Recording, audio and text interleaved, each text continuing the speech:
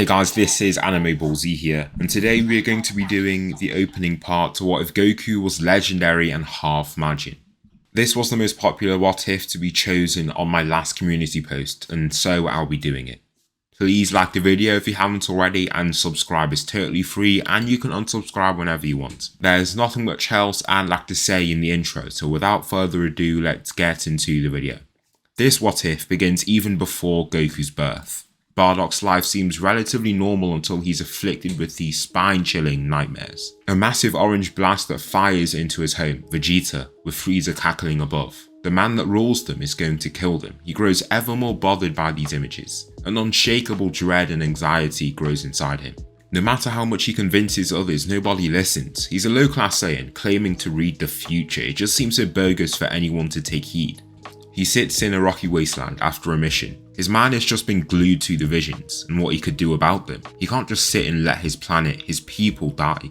In this low point, a voice calls out to him. He jolts and lifts, scanning his surroundings. The voice calls out again, but it has no source. It sounds as if it's coming from his head. I am not in your presence, Saiyan. I am in your mind, and I see what has been worrying you. I can give you something to help you save your people, the voice claims. What are you talking about? Who are you? Show yourself, Bardock shouts, bundling his hands into fists. No need to be so worked up. I'm only here to help you, Bardock. I can make you strong enough to kill this Frieza. Bardock freezes upon hearing this claim. His immediate response is denial. This is too good to be true. Could this really be true? I can show you what I'm talking about. My name is Babidi and my powers are from a world outside your own. In a place of desperation, Bardock obliges. The very moment he agrees, Babidi enters his mind and asserts control over it. The Saiyan crumbles to his knees in utter agony. He grabs his head and screams while rolling on the ground. After a short while, an M manifests on his head. The pain ceases and he grinds to a halt. His breath is still heavy after that painful event, but his calmness soon returns. He lifts, looking at his hands. Something's different, he can tell. Satisfaction creeps over his face. He puffs up his chest. His whole demeanor has altered. Bardock's been filled with a new conviction, new determination. Things have clearly changed through his performance in missions. He fights with a brutality even extreme for a Saiyan, however he's incredibly strong, much stronger than before. His team have one collective thought: could he have surpassed their king? After a mission where Bardock practically saves his crew single-handedly, he storms the palace. He finds himself at the main throne room and shoves the large double door open. There sits the king, King Vegeta III. His guards spring into action, closing in on the Saiyan. I mean no harm, Bardock claims. We don't care, a guard retorts. These soldiers can tell by his attire that he's a low-class Saiyan. Therefore, in their tone is disdain, contempt, disgust almost. I need you all to prepare for Frieza destroying the planet, Bardock claims. This gets a chuckle out the king. Oh, so you're that crazy prophet talking nonsense out on the streets? A guard asks, laughing. Why would Frieza destroy our planet? You know how much money we bring him, the king responds. His concern is of a different nature. We are valuable assets to his empire, but we grow stronger with every mission. Amongst us is a legendary Super Saiyan. I am certain. Frieza doesn't want to see that person overthrow him, Bardock says. Vegeta remains silent for a short while before bursting into laughter. The guards respond similarly. Bardock's eyebrows furrow with anger. Their ignorance infuriates him. Please, take him out of my palace, Vegeta orders. My pleasure, a guard, bold and muscular, states. He speeds forward, clearly a capable warrior. Bardock merely smirks in response. He glides out of the incoming punch, then takes a step back. Another guard charges, shooting a fist at his head. All it takes is a simple parry to stay clear of it. He slaps it away with his left and pivots in that same motion. Die, the bold guard roars. He lifts both arms and a white energy blast manifests. He fires it at Bardock, who elegantly flips over it. The blast barrels through the palace wall and into the sky, where it detonates over the planet's capital. The guard grew so shocked at this, his attention fell off Bardock. His punch slips under the man's extended arms and strikes cleanly. It lands with a meaty thud and a crack from the shattering armor. That single punch launches the man across the room and he flies out the window across from them. Bardock smirks mischievously before turning to the remaining guards. Even together, they stand no chance. In a flash, he enters the pocket and cracks a hook across a guard's jaw. An arc of blood trails his lips, then Bardock delivers a vicious gut punch to drop him. Immediately upon landing that, a guard takes the opportunity to attack. Throwing out a side kick, Bardock leaps over it, then lands one of his own. His soul smashes into the man's jaw, knocking him out in an instant. The final guard stares blankly, his legs trembling. He peeps a glimpse at the king. He doesn't even need to, he can just feel his piercing gaze. So commanded by fear, he charges only to be struck down all the same. With a firm hit with the side of the fist, the guard slides past Bardock's side and passes out shortly after. Bardock turns to face Vegeta directly and tilts his head slightly. "I think you should listen to me. I only want what's best for our people. Don't be ignorant and resist," Bardock states. Vegeta grips his throne until it cracks, his eye twitches. How dare this commoner make such demands in his royal house? He thrusts up to his feet, crushing his throne in the process. Then he dives down there, his cape fluttering wildly in his advance. Bardock stands his ground and takes on the king directly. Vegeta drags his fist up from below and displaced air flows wildly around it. The travelling fist lands on Bardock's lifted forearms and he weathers the impact well. The punch doesn't even push him back a step. Once the king plants his feet, he swings around his right fist, intending to slip past the guard. However, Bardock jerks back, letting the fist fly between his head and fists. This puts him in a great position, with the king's arm in his grasp. He pulls both of his arms in, catching him, then readjusts and gets a better grip. Turning powerfully, he whips Vegeta around and lifts, before slamming him through the floor. He falls into what resembles a vast royal dining hall. They fly through a dinner table, maids in the vicinity screaming and sprinting away. Vegeta grimaces, already with bloody teeth. Bardock grabs him by his neck, then he does the same in resistance. Bardock stays firm under Vegeta's pressure and pushes him even further down. He even shuts his windpipe, cutting off the air. The king thinks quick on his feet and slams a ki blast into his face with his free hand. This gives him just the split second to free himself. Zipping back, he lands back on his feet and launches off with both arms extended. He snatches Bardock by his neck and flies straight through the palace and over the capital city.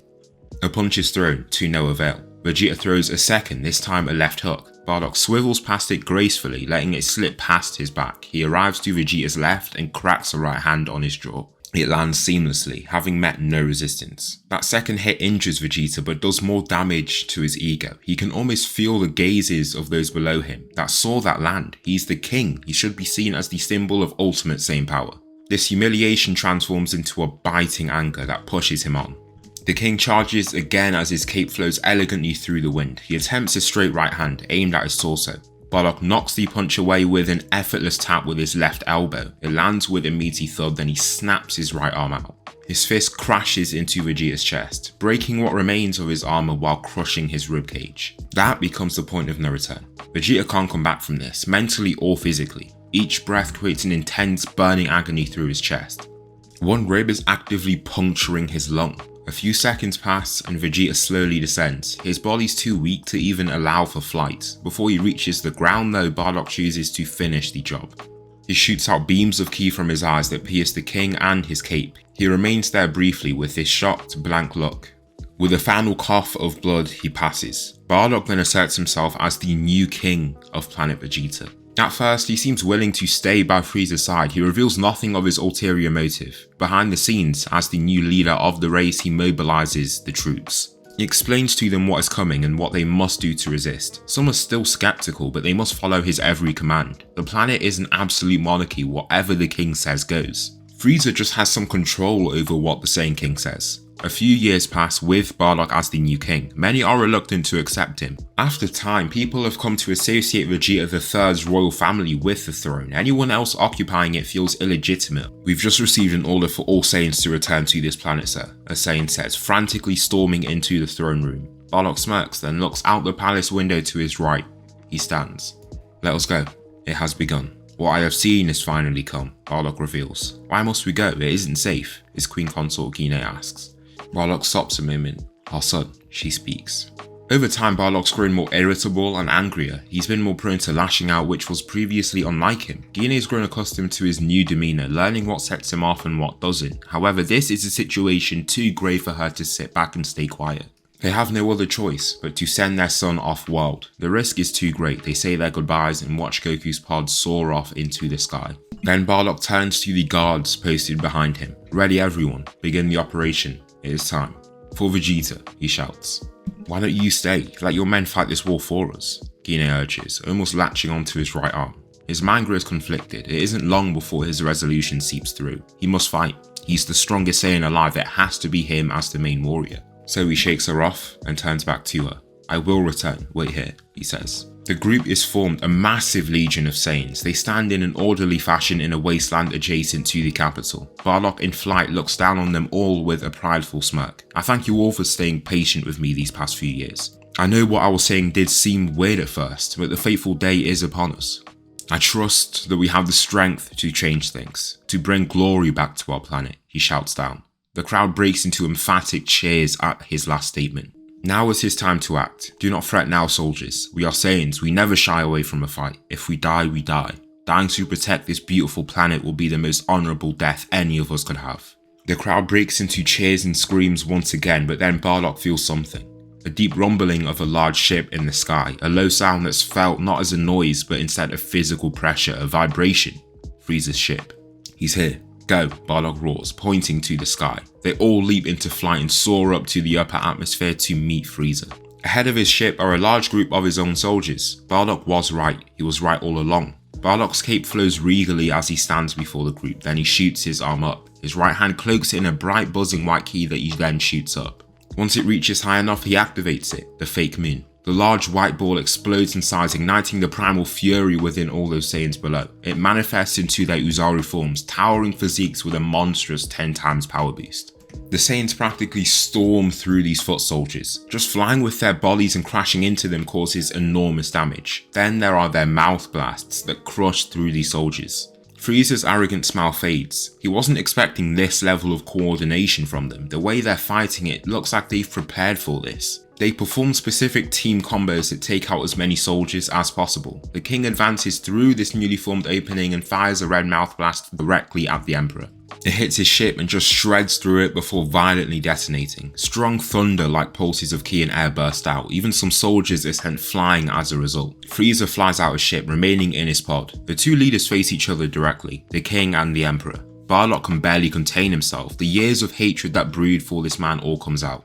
In this primal aggressive Uzaru form, the anger's only heightened. He charges and snatches Frieza from his pod. Approaching what remains of his ship, he drives him through it, causing debris to scatter. In this first form, Frieza is badly outmatched. At first, his arrogance forbids him from transforming, but after taking a few very powerful shots, the truth dawns on him.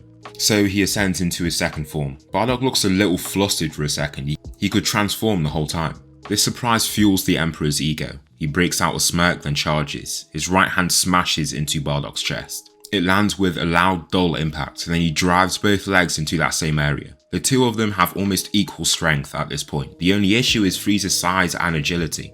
He finds it much easier to hit Vegeta and also evade his slow attacks. They might be equal in strength, but Frieza is much faster. Eventually, Bardock catches him. He cackles with satisfaction after missing the mark so many times. With him in his grasp, he squeezes and lands repeated strikes. Under such a crushing pressure, there's nothing Frieza can do really. Soon he draws blood in this form. Droplets of blood scatter through the vicinity as he's dragged along. As time passes, hope grows. Bardock has cornered Frieza and is actually hurting him. Something the Saiyans thought impossible.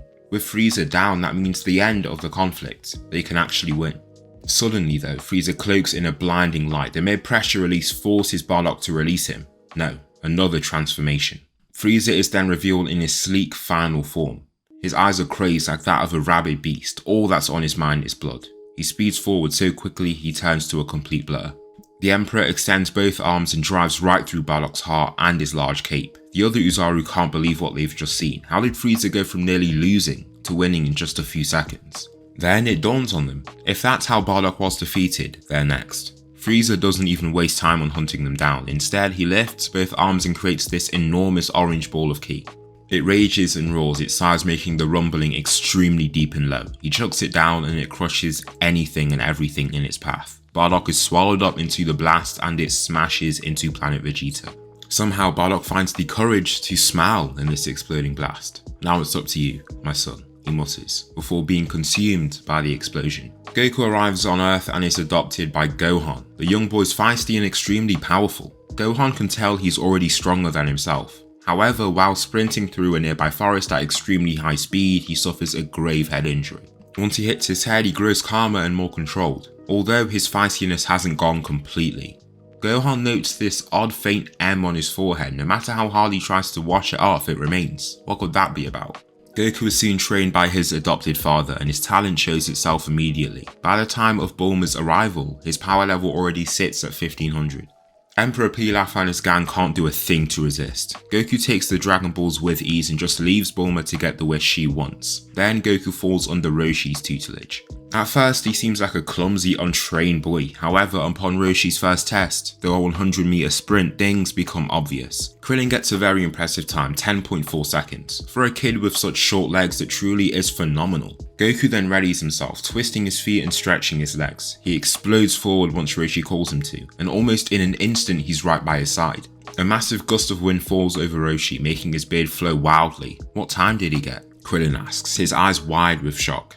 0.7 seconds. Really? Oh, it must be my shoes holding me back, Goku says, revealing his partially detached soles. He just ran that time in those things. Roshi can't believe what he's hearing, it doesn't seem real. Things become more apparent during their training. Roshi's usual conditioning that works on Krillin is useless for Goku. Putting rocks in a bag and sending him up a hill does nothing, he just sprints and reaches the top in under a minute. After so many failed attempts at training him, Roshi offers a spar just to see how strong this boy really is. And so master and student enter their fighting stances against one another. They've chosen a nearby grassland, flat and vast, for them to conduct this bout. Krillin watches from the sidelines, also keen on gauging Goku's strength. He arrogantly assumed he'd be stronger than Goku. He obviously knows that's false, but hopes he isn't too far behind. Goku speeds forward, making the air pulse around him. Roshi's eyes widen with shock in his advance. Goku lands a single starting shot, what he thinks is a light jab. The punch wasn't really meant to cause damage, he just wanted to find his range. His fist finds his chest, caving it in on impact. Roshi shot off like an arrow, quick and direct. Unable to control his trajectory, he lands back first on the ground and is sent into a chaotic tumble. His pupils shrink as he grasps onto his chest. He knew Goku was strong, but this... Goku charges, but there's just enough distance for Roshi to evade. Somehow, even though he was more than 50 meters away, he got within arm's reach of his master. Now airborne, Roshi puffs up into his max power state. Then he cocks back his hands and fires his Kamehameha wave at full power. Krillin looks on incredulously at this fast moving blue blast. Goku might be strong, but Roshi's also terrifying. These two occupy a different tier entirely. Even with such a speedy attack, Goku swiftly evades. He zips to his left, before taking a longer, more powerful step back to escape the blast zone. After seeing this, Roshi's heart sinks. He realizes there's no reason to continue their fight. Goku rushes in again, unaware of Roshi's change in heart. The master frantically moves his arms around, urging the boy to stop. Okay, I don't think we have to continue. I was just getting started, Goku quickly responds, a little disappointed. He didn't know how amped up he'd get in that fight. He feels such excitement and thrill, nothing else comes close. However, it's for Roshi's safety. Such a raw powerhouse means danger. He's talented, but not well trained and thus can't properly control himself. So, while Krillin is focusing on conditioning, Goku's training consists almost exclusively of ki control. With his training mainly on this, he develops his own advancement of the Kamehameha wave. The Super Kamehameha, like Roshi's attack, but able to draw on more of the user's power, thus creating a more powerful energy wave. Without a high power level like Goku's, it isn't possible. Goku has no problem cruising through the 21st Tenkaichi Budokai and reaches the final of the 22nd easily. There he meets the strongest of a rival school, Tien Shinhan of Lord Shen's school, taught by a rival of Roshi. Goku jumps around happily, excited to get his second victory in this tournament. Tien seems calm and confident as well, why wouldn't he? He destroyed everyone else in his path, he's a talented athletic fighter as well. What could this small boy do to him? And so the two don their stances, and they both charge at one another. Each of them confident in their abilities, they see no need to wait around. Tien leaps in with a punch, a right hand. Goku instead reacts to this move. As the fist shoots forward, he gracefully grabs it and pulls himself over it. He then delivers a vicious kick with his left. The kick sounds akin to a gunshot, firing Tien into the arena ground. Cracks spread from the point of impact as his legs buckle under the force. He's left with this loud, high-pitched ringing in his ear. The silence from the crowd hits harder than the blow. He almost feels the eyes on him, surprised at this weakness. He tries to attack before any can process his failure. He explodes off the gridded stone, directly at his foe.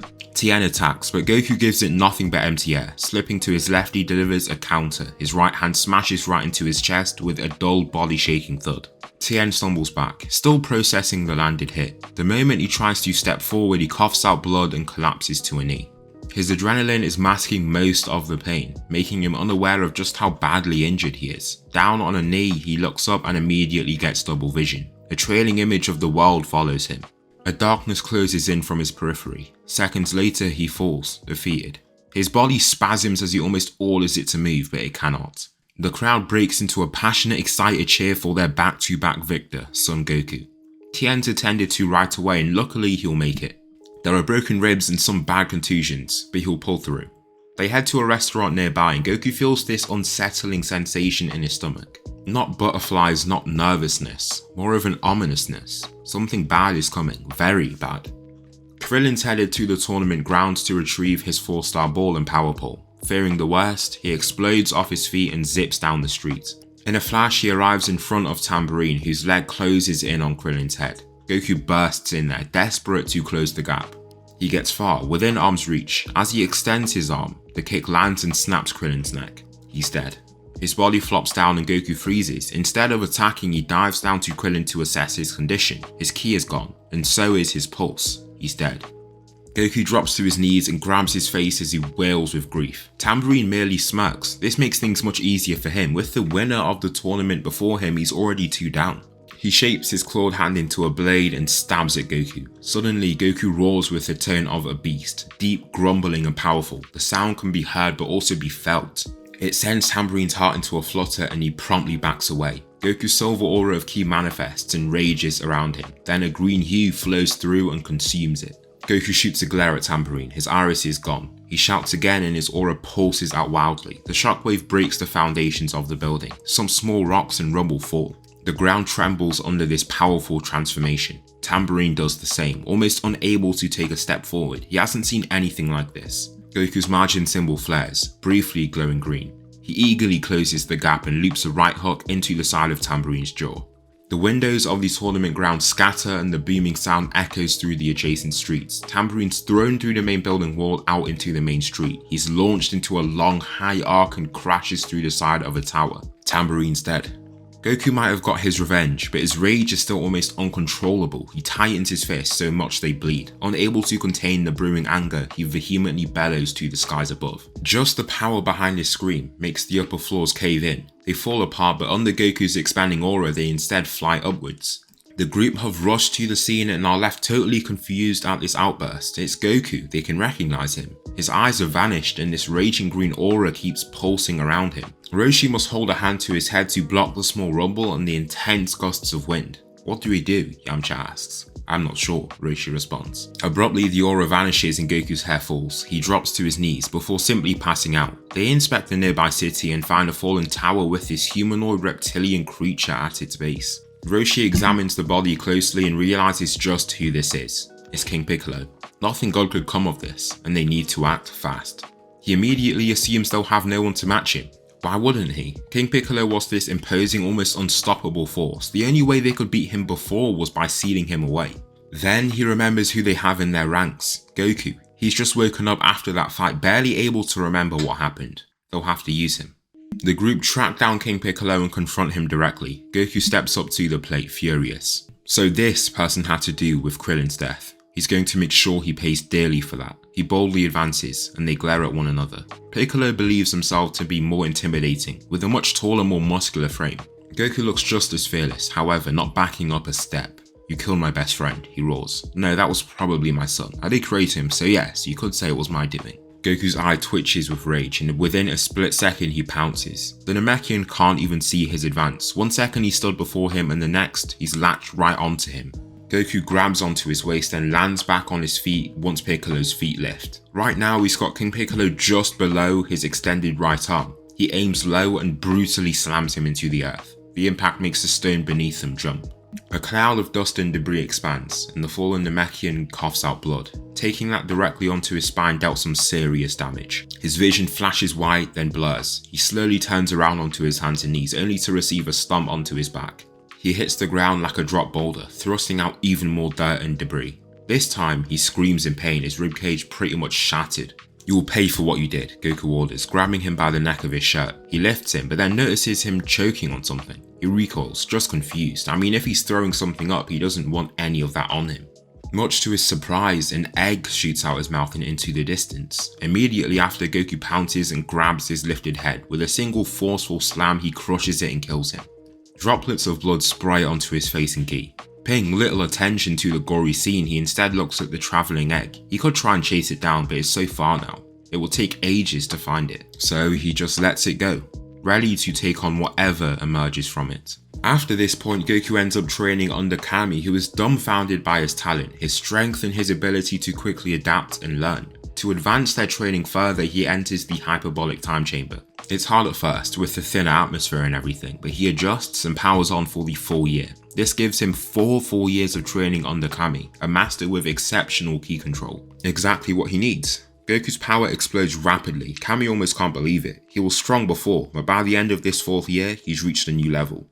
The teenager stands at the lookout's edge, peering down to the beautiful scenery below. His power level skyrocketed to 20,000 at the grace of his legendary Super Saiyan DNA. Kami does worry about that odd symbol on his head. When he fights and puts in effort, the thing glows. What that could mean, he isn't so sure. Kami doesn't say much, but you can see the whole planet from the lookout. He'll keep watching him closely. Hopefully it isn't anything dangerous. Goku tilts forward slightly, letting gravity take him. He falls through the skies, letting the air brush over him. His clothes billow in his descent. Once he falls through the highest clouds, he slows. Tucking in his legs and arms, he then explodes off, a thunderous blast of air ripping through the vicinity as he does so. Goku takes on the 23rd Tenkaichi Budokai, ready to claim his 3rd win in a row. In the final, he almost can't believe who he meets, son of King Piccolo, his reincarnation, Piccolo Jr. Those feelings of grief and anger all flare up from just looking at him. As he glares at Piccolo, the M on his forehead flashes a fiery red-orange. Piccolo lifts his weighted clothing, chucking them aside. He's getting serious. Goku lightly jumps on his toes, stretching off his limbs. Up until this point, he didn't really have to try, he didn't even stretch. He won't have to now, but he wants to make him pay for his father's heinous deeds. Piccolo Jr. charges, surprising the crowd with his immense speed. Not Goku though. A fist approaches, but he gracefully spins past it. Another comes his way that he easily taps away.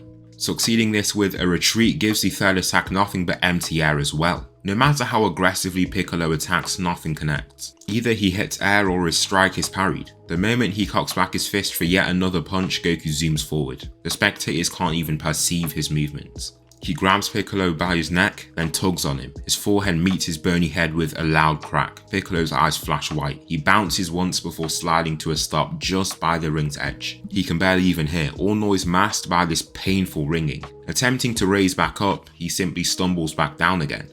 Goku slowly and boldly walks forward, his eyes glued to his fallen foe. He bundles his hands up into fists and stops a step from him. Piccolo keeps his head down, clearly badly hurt by that hit. Abruptly though, he lifts and shoots out his arms. He uses his explosive wave at point blank range. All Goku does is close his eyes. The pressure might be intense, but for Goku it's nothing. Even some spectators are thrown off their feet or out their seats. Goku though, hasn't fallen back an inch. Piccolo, his shirt now ripped, looks on incredulously at Goku's unharmed body. He took that explosion at point blank range and wasn't even hurt. Goku's heart urges him to strike, to take down this evil beast. But then, he remembers what Kami had told him during his training. Piccolo and Kami's lives are linked. The only reason he's still alive is because Piccolo Jr. isn't just a son of King Piccolo but his reincarnation, so now their lives are linked. If Piccolo does, so does his recent master. I don't even want to waste my time with you, Goku says with contempt, slowly kicking him out the ring. Leave, never return, he orders. Piccolo takes heed of his first order and leaves. That isn't to say he did the same for the second statement. What follows is 5 years of peace. Gohan is born without the MAJIN symbol Goku had. Nobody knows what it is and just assume it's a birthmark resembling a letter. His power level from young is high, thanks to Goku's legendary DNA. His power level starts at 490 and grows quickly in his infancy.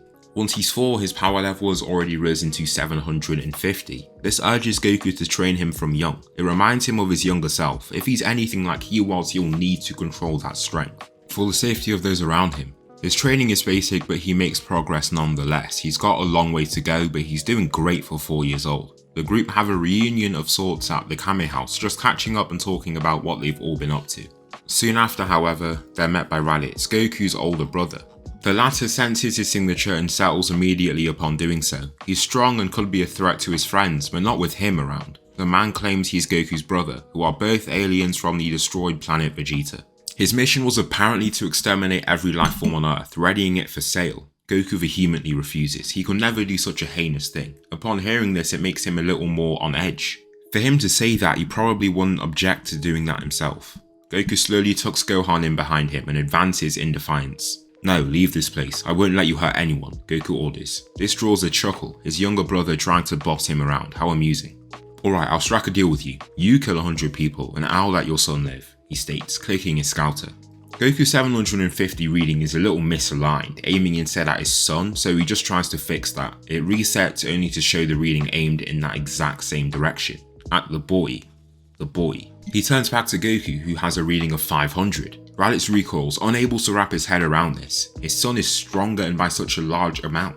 He just rips it off and crushes it. That's literally impossible. A small boy surpassing his father. There's Vegeta who surpassed his father from young, but he was still like 11 to 12. This boy could not be older than 5 years old. Raditz lunges, aimed for his son. In this advance, Goku removes the limiter on his strength, releasing a gust of wind. Once Raditz enters the pocket, he cracks a right hand onto his jaw. His feet leave the ground as he flies back shoulder first. Soaring across the waters, the pushed air throws the water below out wildly. 2 large waves form at Raditz's sides. Goku looks out to the flowing waters. Does he go out to grab him or let him drown? He turns, walking back to the home. "We can always revive him if it comes down to that," he explains. After only a few seconds, the man explodes out the water and lands on the shore. His long hair covers half his bloodied face. Gasping for air, he spits out a mixture of swallowed water and blood. "You think this is over?" he calls out. "Saiyans way stronger than all of you will come in a year's time and crush you all. Mark my words and count your days," Raditz declares. After uttering his final sentence, he flops onto his chest, his eyes looking blankly to his side. Raditz has passed. Some doubt that claim. Regardless, it's better to be safe than sorry. Goku's strong, so that gives them that cushion, but all it takes is a stray blast to take one of them out. They still need to be strong in their own right. They can't just sit back and let Goku do everything himself. During these 10 months, the Z fighters train hard. Primarily Gohan. Goku's geared up his training hard. Gohan might be strong for his age, but he isn't that much stronger than the humans. He's going to need some power alongside better control. By the end of this 10-month training period, Gohan's power level has exploded. It reaches 11,000, while Goku's has reached up to 25,000. He did some training on his own, not to the same intensity as anyone else though. He's got an amazing trump card that he just doesn't see failing. So the group congregate in a grassland and meet the Saiyans Raditz said would arrive, Nappa and Vegeta. Vegeta looks at Goku and notes the M on his forehead. His hands bundle into fists. This man's the spitting image of that monster, the man that killed his father and took the throne. Bardock, the last king of the Saiyans. Stole the throne that was destined to be his. He tolerated Raditz somewhat. After seeing that face, he can barely contain himself. He scans the group and cackles at their signatures. Only Raditz will lose to people like this. Serves him right. Will a true Saiyan prince lose to people like this? Vegeta says mockingly. Not at all, Nappa responds with a chuckle. Crush them, Vegeta coldly orders. Your wish is my command, he says, walking forward while cracking his knuckles. As the group watch this approaching figure, someone dives down and lands ahead of them. His white cape flows wildly, slowly descending as he lands. Piccolo. Piccolo turns back to the Z fighters. They certainly aren't on good terms right now. During Goku and Raditz's little squabble, he was watching from a distance. Thus he heard about the Saiyans that would be coming in a year's time. So he decided to train himself to take these fighters on. He'll fight the others once he's done. Piccolo explodes off his feet and sends his cape into a wild flow. He attempts to pierce Nappa's guard to spear through the small opening between his arms. The fist lands true, directly where he intended, but he can't break the guard. Nappa stays firm and it rebounds. He then promptly lifts one of his long legs to loop it around the guard. All Nappa has to do is slightly readjust himself, twist to the right slightly so the leg lands on his forearm. The foot lands snugly onto his lifted arm with a meaty thud. The impact was clearly heavy, but due to landing on tensing muscle, it does little. Piccolo has immediately displayed improvements, not just in his physical ability but technique as well. He starts off with a feint, bringing Nappa's eyes down to his extending left arm. With his attention briefly averted, he thrusts out his right fist like a whip. It smashes into Nappa's jaw and he loops around a left hook immediately after. Both land well and with deep heavy thuds. After that second punch, Nappa's eyes face Vegeta. The thought of being humiliated in front of him is terrifying. He won't let it happen. Piccolo aims a little lower for his liver. If you can disarm him just briefly, that gives him an opportunity. The punch hits Nappa's tucked in arm. As the punch lands, Nappa already throws one of his own. He cracks a left hand across his jaw, putting his weight into it as well. Piccolo's head shoots aside, an arc of blood trails his moving lips. He might have performed well just now, but Nappa is monstrously powerful. Piccolo is taller but much slimmer. He hasn't got that raw, explosive strength that Nappa does. The Saiyan with a brutish roar charges and drives his elbow into Piccolo's chest. The intense impetus throws Piccolo off balance. Stumbling back a step, he's extended his arms for balance. That leaves him open. Nappa spears a jab into his chest and fires across down the center line. The two enter an intense, heated exchange of attacks. They trade blows and it seems like they're equals. Eventually, Nappa pulls forward. Piccolo's leaner, quicker body facilitates the finding of openings. He can evade and counter more easily against Nappa's stiffer, more sluggish hits. However, when they land, they deal damage. With them throwing almost equally, Piccolo sustaining damage at a much faster rate. The two, after clashing directly, have pushed each other back. Instead of sprinting back in, they stay back to get their breath. Nappa's accrued some damage across their drawn out bouts, bruises, shallow cuts, etc. Piccolo, on the other hand, is gravely injured. Streams of blood almost cover his face, badly bleeding bruises all over his body. Goku feels a little conflicted. He remembers what his father did, but to just stand back and let him lose like this. He takes a step forward only to see Piccolo promptly turn. Stay back, Piccolo urges. Alright then, if that's what he wants. Sadly, Piccolo's defiance causes the end of him. Down on a knee, nearly defeated, Nappa aims and fires his signature attack, the Mouth Energy Wave. The large glowing beam of ki smashes into Piccolo, but does not stop at him. It carries on, scorching the Namekian. The others are frightened at how fast this blast is approaching. It is going to hit them. Goku turns. He is out of the blast zone. Ahead of this approaching beam though, is Yamcha, Tien and Chaozu. If they're hit, they won't survive. He roars, diving forward as fast as he can. He moves quickly, very quickly. For how far away he was, he gets surprisingly close. However, the very moment before he reaches them, the blast crashes into them. Goku ends up hitting the edge of the wave, which sends him airballing into a slow spin. After the blast dies out, all that remains are scorched clothing and ash. They are gone. They are all gone. His focus quickly shifts to the Saiyans, the killers. Gohan, I think you can take him, Goku says, surprising some of the others. Isn't he a bit too young? Krillin asks. Goku lifts a finger. How was he going to learn if he doesn't challenge himself? That man wouldn't be much of a challenge anyway. Nappa, the guy that just beat Piccolo, wouldn't be a tough fight for him. Gohan looks a little worried. Nappa is quite the menacing man, extremely muscular and tall, vicious in battle. Within Gohan though is power as well, a lot more than he expects. Give him your worst, Goku says with a cold, serious tone. You're sending this boy to face me, are you serious? Nappa shouts. Vegeta, what's his power level? Nappa asks. Vegeta looks rather unconcerned himself. What could this small low-class Saiyan boy do? Then the reading starts climbing.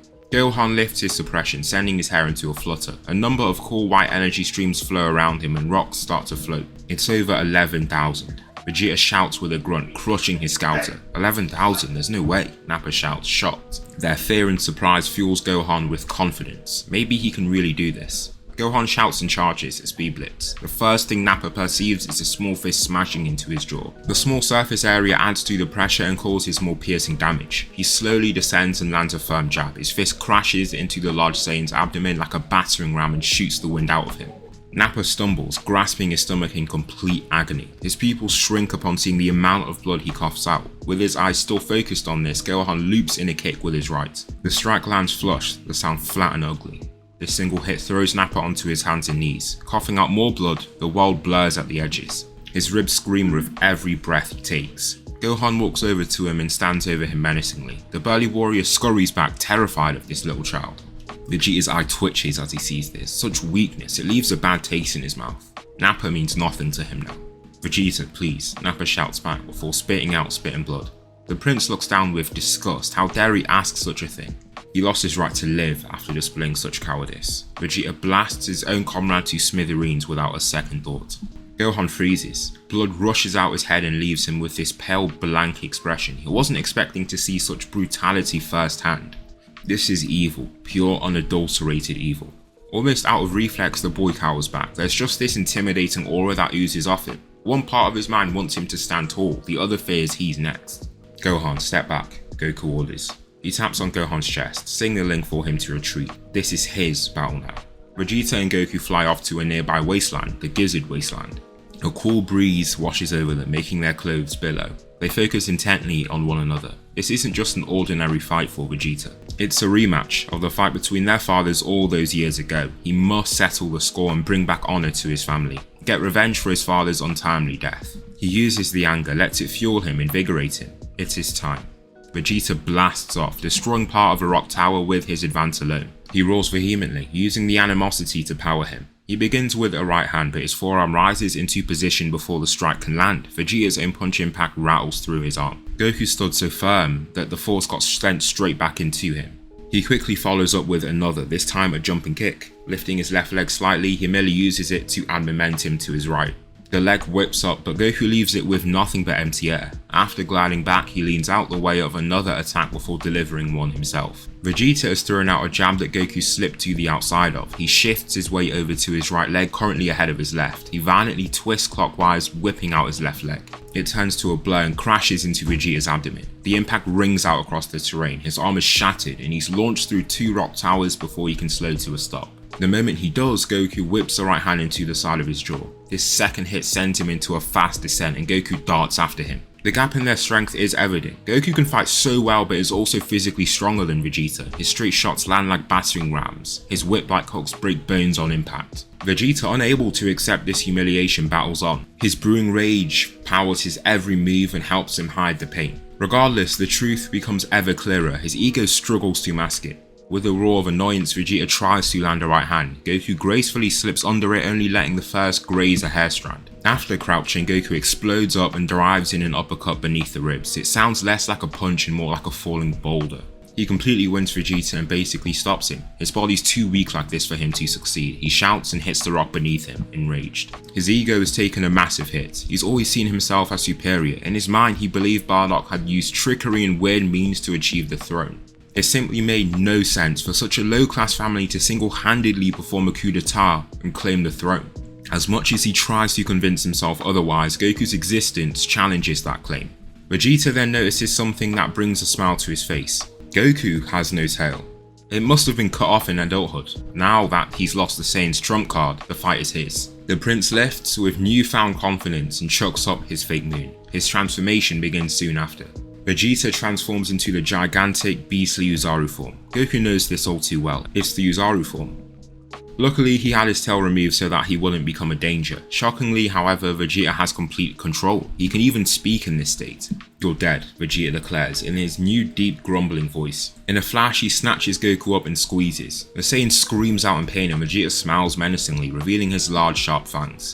After being battered by this man, Vegeta can't help but relish this moment. It feels great to finally stand above him as he should. Suddenly though, Goku's screams stop. His flailing ceases, but he doesn't look dead. No, he's staring directly at Vegeta. His defiance is irritating and so the Uzaru swings him down, intending to drive him through a rock tower just to instill that fear in him again. In the swing, he can feel a growing force of resistance. It's higher than before, but nothing he cannot overpower. Continuing his swing, he grins as his hand approaches the tower. Instead of crashing into this rock, it stops just before contact. He can feel 2 tiny hands pushing up onto his mammoth palm, keeping it back. Vegeta pushes to no avail. He puts more effort in, eventually pushing down as hard as he can. The rock breaks and his hand drives through. A cloud of dust and rock forms on impact with the ground. "Good riddance," Vegeta utters lowly as he looks down at the rubble. Out of nowhere though, Goku shows himself again. A small green light that lifts and grows closer. Goku's hair is green and his aura dons this same hue. He remains in flight, simply glaring at the prince. Abruptly, he pounces. He explodes forward, aimed right for Vegeta's gut. Shooting forward both arms, he holds nothing back and flies straight through him. He's showered in a thick coat of blood and loose flesh, but it doesn't concern him much. Vegeta's left frozen in shock, slowly looking down to the gaping wound. Blood pours out of it and also out his mouth. He's been gravely wounded. The giant warrior collapses to a knee, landing with a deep boom. The prince summons the strength to attack and shoots out a mouth blast out behind him. Goku moves not an inch. The large blast eventually cuts him off from Vegeta's perspective. A grin creeps over his face. He's got it. However, instead of detonating, Goku backhands it into the sky. The prince's heart sinks. He just slapped away one of his strongest moves.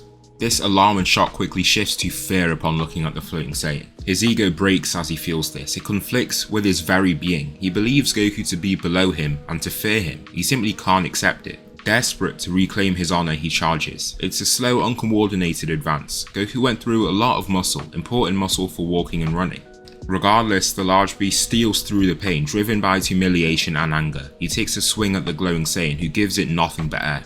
Slipping past his large hand, he flies up to evade. Goku is simply too fast. Eventually Goku closes in on him, lifting to his eye level. He simply glares at him, but the glare does a lot. Vegeta's legs tremble, his heart beats harder. His fear is unshakable, his ego can't shield him now. His fear of death overpowers the feeling of embarrassment. He latches onto his own tail and with a grimace rips it cleanly off. Goku looks a little flustered, he wasn't expecting that. Vegeta shrinks then speeds off as fast as he can. In seconds he slips into his pod and flies off-world. His ship shoots out displaced air that washes over the terrain. Goku simply watches the ascending ship as his hair flows wildly under the gust. While watching the shrinking spacecraft, his proper eyes return and his hair falls back down. Goku rushes to his friend and son, who look quite frightened by it. They realise it's Goku but don't understand why he's literally covered in blood. There's barely any skin untouched. From his demeanour, the victory was quite decisive. They can't rejoice for long though. They have lives to bring back. And so, with a suggestion from Krillin, they head to the planet in which Kami originated, Namek. They find a ship and head there straight away. Goku acts as the main force, then Krillin follows along with Gohan. Chi-Chi is reluctant, but Goku explains that his son is ready. He is his son. He's talented and won't have a major role. He'll function as a supporting act, protecting Bulma, hiding the located Dragon Balls. Direct conflicts with strong fighters will be handled almost exclusively by Goku. The group notice another party is rounding up these Dragon Balls. What they feared is true. They're going to enter a conflict. Krillin and Gohan are quite scared. They were hoping to arrive on a calm, non-violent planet and just summon their dragon. This might come to them facing another. Goku is fearless, however. He looks on to where the 4 Dragon Balls are fearlessly. In a flash, he's off. He powers on alone, displaying his full strength in flight. Instead of staying at range, he dives right in there. The moment he arrives, an Namekian warrior is about to be struck down by Dodoria. Goku wanted to swoop in to negotiate, but after seeing what's going on, that's off the table. He instead dives in and hits Dodoria into the floor with a heavy punch. This single punch knocks him out and leaves him close to death. The moment he lifts his feet, Zarbon has already advanced, a tall, majestic reptilian fighter. The two clash, pushing their forearms against each other as hard as they can. At first, they seem like equals. Zarbon pulls back, throwing Goku off balance slightly. He cracks the right hand onto his jaw, smirking as it lands. Goku doesn't fall back, however, and pushes back on the extended arm with his head. The hit landed well and hurt Goku, but didn't throw him off his game. He pushes on the fist explosively, throwing it off his cheek. Then he drives a straight right of his own to the face. The aftermath is far different. Zarbon's thrown back several steps and his nose now bleeds. The very moment he stops, Goku's already within arm's reach. He digs upward into his solar plexus with an uppercut with a dense impact, and Zarbon's body folds around the fist. Once the fist is pulled back, he falls. Goku doesn't even give him time for that. In his descent, a swinging kick lands with a loud thunderclap along with a sharp crack. Zarbon's thrown away and sent into a violent spin before eventually crashing into and skinning along the grass. The warrior slowly lifts to plant a foot down, still with his arms down by his sides. His eyebrows furrow and his eyes glued onto the target. Abruptly, his arms start to grow larger, then there are some shifts in his facial structure.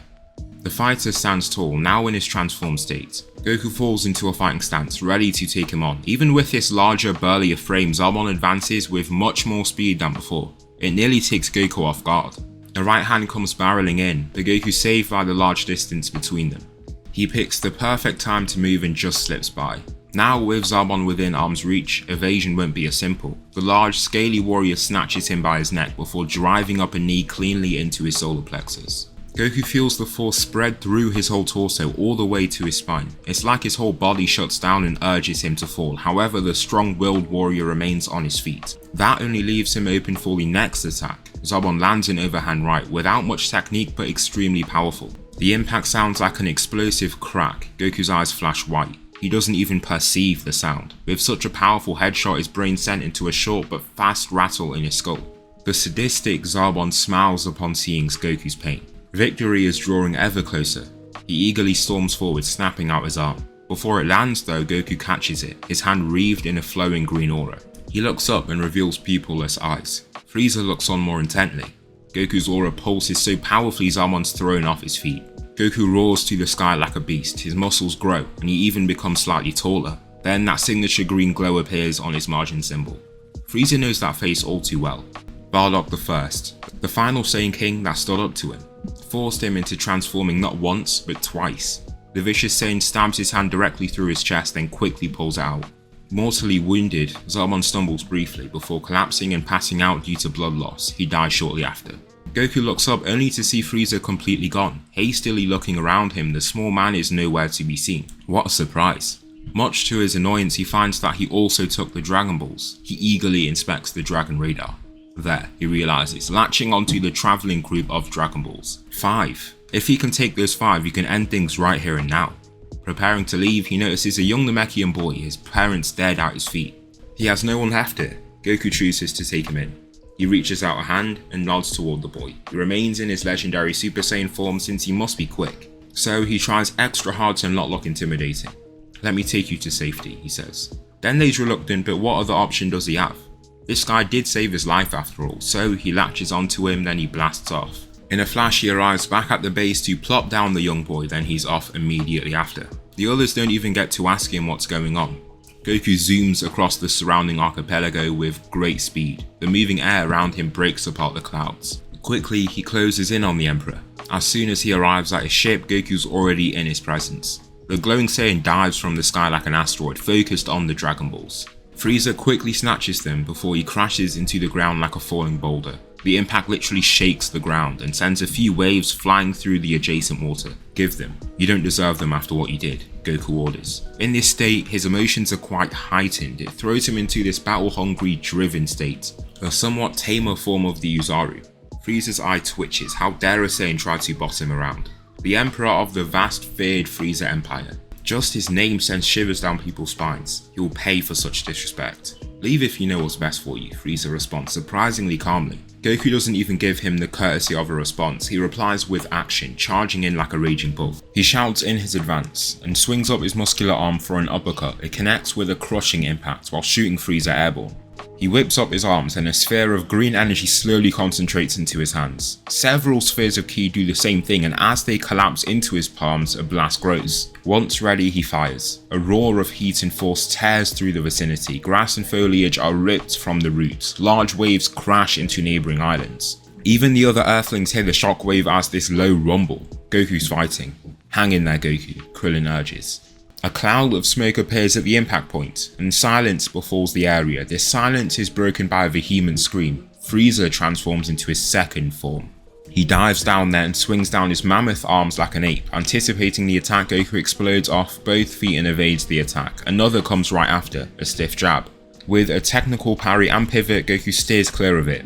While pushing on the straightened arm, he can feel the force. He's grown significantly stronger. After watching his fist miss the mark, Frieza attempts converting this move into an elbow. This is given nothing but air as well. With a final swing of desperation of his tail, he tries to catch Goku off guard, only to miss all the same. The very moment he performs his full turn, Goku's right leg smashes into his face with a loud, dense impact. Hurling him back, he receives 2 straight punches down the center line. Goku takes a swing at his right heel with his left leg, a sweep. This throws the large fighter off balance and lets Goku latch onto his right arm. He twists around 180 degrees so their backs now face the same direction. While leaning back slightly, he tugs on the arm and powerfully twists to his right, so powerfully in fact, Frieza's lifted airborne. He's then driven into the ground. Dust rises and Frieza rolls a few meters away. Slowly raising, the Emperor spits out blood and notices even more dripping down his nose. The parallel to that fight all those years ago is striking. Even after transforming, that Bardock could still face him. He remembers what happened with that second transformation though. Frieza smirks at just the thoughts. He stands and slowly turns, as glowing cracks appear across his body. "The first Saiyan to see this transformation was your father. This will also be the last thing you see," he declares. He grumbles and strains as he transforms. Going straight into his final form from here requires more effort. He swiftly does so, and exhales calmly before lifting his gaze. Goku seems just as confident as before and waits for his advance. "Perish," Frieza lowly states while flying forward. There's little sound due to his small sleek frame, but he travels dangerously fast. He swings in a booming kick, making Goku fold over. With the same extended leg, he switches approach and strikes him cleanly in his jaw and chucks him into the air. In just that second, the tables have turned. Before he can rise too far, Frieza grabs his right ankle. With an explosive pull, Goku violently hits the ground. Cracks spread out from beneath him. His eyes flash white as his head recoils and strikes the dirt. Frieza then twists to his left and pulls Goku along before hurling him into a nearby rock hill like he's a ragdoll. He slowly lifts and judges the situation. The power Frieza's just shown is dangerous and, to be honest, life-threatening. As much as his body urges him to lunge in and fight, his mind holds him back. It's too dangerous. So while hidden by the rocks, he powers down and hides his signature. Slipping into the water right next to him, he zooms through it and around the islands toward his base. While flying, he notices someone flying overhead. Vegeta. He's here too. Regardless, he just powers on after not being noticed. Arriving at the base, he explains what's been happening. Luckily, this Namekian can heal people. How handy. Nursing Goku back up to health, his power level doubles and reaches 50,000. That isn't the only gift this planet has to offer. Once they head to Guru's place, he offers the good-hearted Earthlings the chance to unlock their latent potential. Goku steps forward, ready to receive this boost. After how strong he feels now back at full health, he wonders if this will be enough to beat Frieza. What occurs though nobody expects. The very instant Guru unlocks that potential, a massive pulse of green ki takes off the roof of the palace and breaks parts of the wall. Nail rushes to Guru's aid, trying his best to shield him from the pressure. Goku's irises have vanished and this energy seemingly just pours out of him. From his eyes, nose, mouth, several strong pulses expand, destroying the things in its path. The people nearby are strong enough to just weather the storm. His eyes suddenly return, then he looks back down to his body. What just happened? Looking up, he sees the building basically in pieces. A lot of the wall stayed up, but the roof has flown off. Did I just do that? Goku asks. He's so taken aback by the change in scenery that he doesn't even notice her strength. The power flowing through him, it's almost overwhelming. There isn't a doubt in his mind. He can win this. Jumping onto the wall, he's off. In his flight, he ascends into his legendary Super Saiyan state and dives back down to Frieza's ship. Again, the Emperor calls out, annoyed. Still in his final form, he zooms out his ship since Goku is aimed right for it. He crashes straight through it, destroying everything in his path. As debris scatters everywhere, Frieza chucks in a blast only for it to be smacked away. In a flash, Goku enters within punching range. Frieza almost can't believe it. The next moment, a fist spears into his gut, folding him over it. A crushing uppercut is driven into his chin, destroying many teeth and his jaw. Frieza's thrown into a chaotic spin, with arcs of blood trailing his new wounds. Goku gives him no room to breathe. He's on him like a rash, persistent and impossible to stop. He throws a lightning fast combination of punches onto his torso, all of them landing flush and just as he intended. They're quick and precise, but also hit like trucks. Frieza's helpless. Goku lands a whipping kick that sounds almost like a thunderclap. The Super Saiyan darts after him, closing the distance in a flash. With Frieza directly below him, he slams his fist squarely on his chest. This attack sounds much deeper and dense, and the ground impact is similar. Goku slowly descends and arrives by the fallen Emperor's side. He writhes in pain while spitting out blood and grimacing. Goku's ruthless assault certainly did a number on him. I'm sorry, Frieza says, almost struggling to get the words out. I won't stand in your way. Take the Dragon Balls, they're all yours. Please, have mercy. Frieza pleads. Mercy? What about the people you killed? When they begged for mercy, what did you do? You cannot comprehend the guilt I feel. I will never commit such acts again. You have my word. Frieza pleads. Goku remains still for a moment. He's beat him into submission, maybe leaving things as they aren't so bad. He turns and walks to the ship, what remains of it at least. Once he starts walking, a blast is fired at his back. It gets nowhere close to hitting him, before it's smacked into the distance. Goku looks on with the eyes of a feral beast. The rage he feels is uncontainable. He roars, firing a one-hand energy wave. The blast rolls outward, flattening the grass in every direction. The subsequent detonation shakes the island down to its core. A thin steam flows off the Emperor's charred remains. Frieza is dead. Goku feels no mercy. He gave him an option, and Frieza didn't comply. If anyone really wronged him, it was himself. Entering the ship, he can't help but smile. It's over. They can finally bring their friends back. His friends jump with joy upon seeing him return with 5 beautiful Dragon Balls. Right now, they have all 7 and are ready to summon the dragon. They do just that and then wish for those killed by the Frieza army to return. Their friends are revived and they can finally work on returning to Earth. The ship took some damage after their brief scuffle with some Frieza soldiers. Much to their delight, the ship is still functioning and ready for departure. It is time to return. A year of peace passes and passes swiftly. They relish it. It's a chance to spend time with those they hold close. Gohan sadly is back to his studying. As of right now, he loves training, and since he holds his dad in such high regard, he wants to be just like him. Goku continues training himself. Frieza's fight taught him one thing. No matter how strong he thinks he is, there could be someone out there even stronger. To protect those around him, he must keep pushing his limits. During his training, his body evolves wildly. Even for a Saiyan, it's odd. The harder he pushes, the more he's rewarded. No matter how hard he pushes, his gains never begin to taper off. A full year passes and a large signature approaches the planet. Once it lands, the whole team of Z-Fighters have arrived. They all sensed it and headed there. At the front is their main warrior, the strongest, Goku. King Cold emerges, who interrogates the group. After the murder of his son, he's here for revenge. Before anyone can act, someone else steps up. An unknown man, rather tall and with purple hair just like Bulma. He wears a striking but nice attire, and what they see next is quite shocking. The boy's hair turns gold and lifts in places. It's just like Goku's form except a different colour. To be honest, the pressure is much softer too. When Goku transforms, if he isn't careful, he can send out massive spherical waves of ki that move with great force. The Saiyan moves gracefully, not like the savage, almost beast-like style Goku dons. King Cold attempts to resist, but it's futile. Trunks is the decisive victor and he then reveals his origins. In 3 years' time, a great terror will befall the planet. 2 vicious, heartless androids will wreak havoc on the planet and take countless innocent lives. The fighters will resist and put up a mighty effort. However, they've been crafted specifically to face them. They know their strengths, but also their weaknesses. Without any preparation, it isn't long before almost all of them are gone. Now Trunks is the sole warrior protecting his planet. Before leaving, the situation dawned on him. Alone, he could not save his world. So, out of desperation, he headed to the past, to hopefully find something to bring back to his own timeline to help defeat the androids. The moment they finish their conversation, they sense an approaching fighter. He comes diving down and lands before them, the prince of all Saiyans, Vegeta. The Earthlings that were killed look very alarmed, but Goku, Gohan and Krillin are much calmer. They know how much Goku grew during that time. Vegeta paled in comparison. The prince lands with a grin and stands confidently. "What are you doing here? I told you not to return," Goku shouts. Trunks to his side is quite confused. "You told him not to return," he blurts out from pure surprise. "Yes, why?" "You told me, but your words mean nothing. The words of a low-class Saiyan hold no weight. I am here to restore my honor," he declares, before bundling his hands into a fist. "Feast your eyes on this legendary form," he roars. He strains, clearly charging his ki. Little happens at first, but a golden spark of ki runs through his hair. Ah, so that's what it is. He smiles and roars, before ascending into his own Super Saiyan form. Goku raises his eyebrows a little, surprised. "You've come a long way in just a year, Vegeta," Goku claims. This statement, it sounds almost like he's mocking him, looking down on him, praising him like he's some sort of weakling.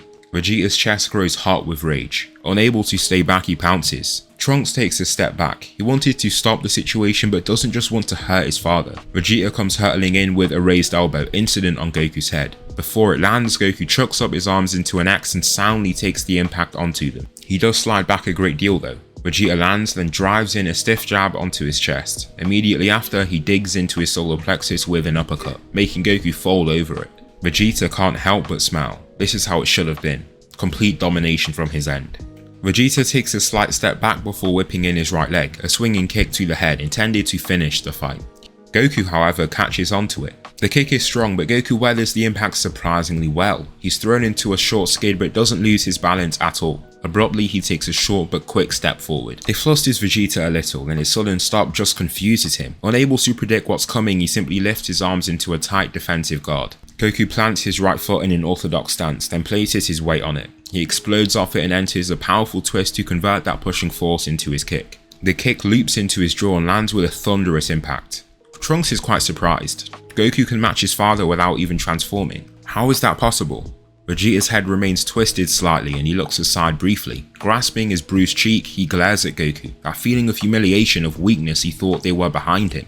The two continue their fight in this way, with Goku still in his base form. They go blow for blow and seem like equals. Both can hurt the other, but they notice one thing. Goku isn't impeded by his injuries. He's bleeding just as much as Vegeta but doesn't let it affect his fighting style. Vegeta's left arm is quite damaged and so he hasn't been using it as much. Something like that seemingly wouldn't affect Goku, which is odd.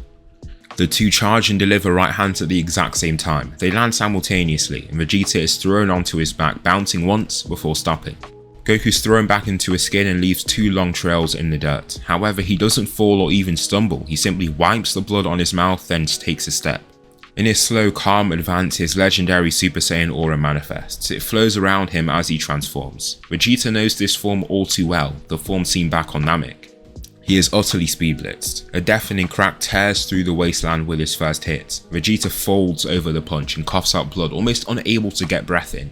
Once Goku pulls back his arm, he simply collapses. That single hit incapacitated him. A seething heat spreads from the point of impact. Being hurt is one thing, but being made to look weak is another. His eyes stay widened as he struggles to get his breath back, the attack still hurting him greatly. He even digs his fingers through the dirt from the agony. Without a second thought, he flies off as fast as he can. He cannot stand it. Time is ticking. When he returns, there'll be no time for pleasantries. He's going in for the kill. And so with his departure, their training begins. They power on with even more determination than with Vegeta and Nappa. This event seems much more cataclysmic. The way Trunks described this planet, it sends shivers down his spine.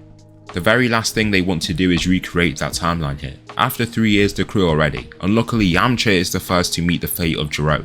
Android 20. Goku confronts him and his android subordinate, Android 19. To take the battle away from nearby life, he offers to head to a wasteland. However, Gero ruthlessly lasers the city and kills everybody still alive. The Saiyan is furious. How dare he do such a thing? The Z-Fighters follow the two androids to the nearby wasteland, where the first battle begins. Goku takes on 19. He falls into a slight crouch, then lightly exhales. A small wave of air brushes around him, then the rocks around him float. His hair flows wildly, then he vehemently roars. His muscles puff up in an instant. His eyes vanish. Goku ascends into his legendary Super Saiyan form. The transformation is a lot more controlled this time. The others retreated a great deal. They know how dangerous that transformation can be. Surprisingly, the aura remains somewhat tame, raging around Goku but not destroying anything nearby. He really has made a lot of progress training. Goku explodes off the earth, making cracks spread from his feet. The androids look almost frozen to him as he moves. They can't even perceive his first movement. He drives the right hand into 19's cheek and connects with a devastating impact. The sound's akin to an explosion, and the aftermath is worrying for Gero. 19's head and upper body basically detonate. Fragments of metal and other material are sent flying in every direction. After 3 straight years of hard training, Goku's evolved himself, entered a totally new domain. The Saiyan, without doing much, is just so menacing, intimidating. Gero escapes as soon as he gets the chance. He flies far, but Goku reacted quickly. He looks back only to see a growing approaching green light. No matter how fast he goes himself, Goku moves much quicker. Currently over the terrain his lab is housed in, he is grabbed by his neck. The Saiyan dives down, crashing through several tall trees before crashing into the ground. Gero takes this chance to scurry through the trees. Goku squints a little harder, trying to locate him. Unable to sense the android's ki, just about slips through his fingers.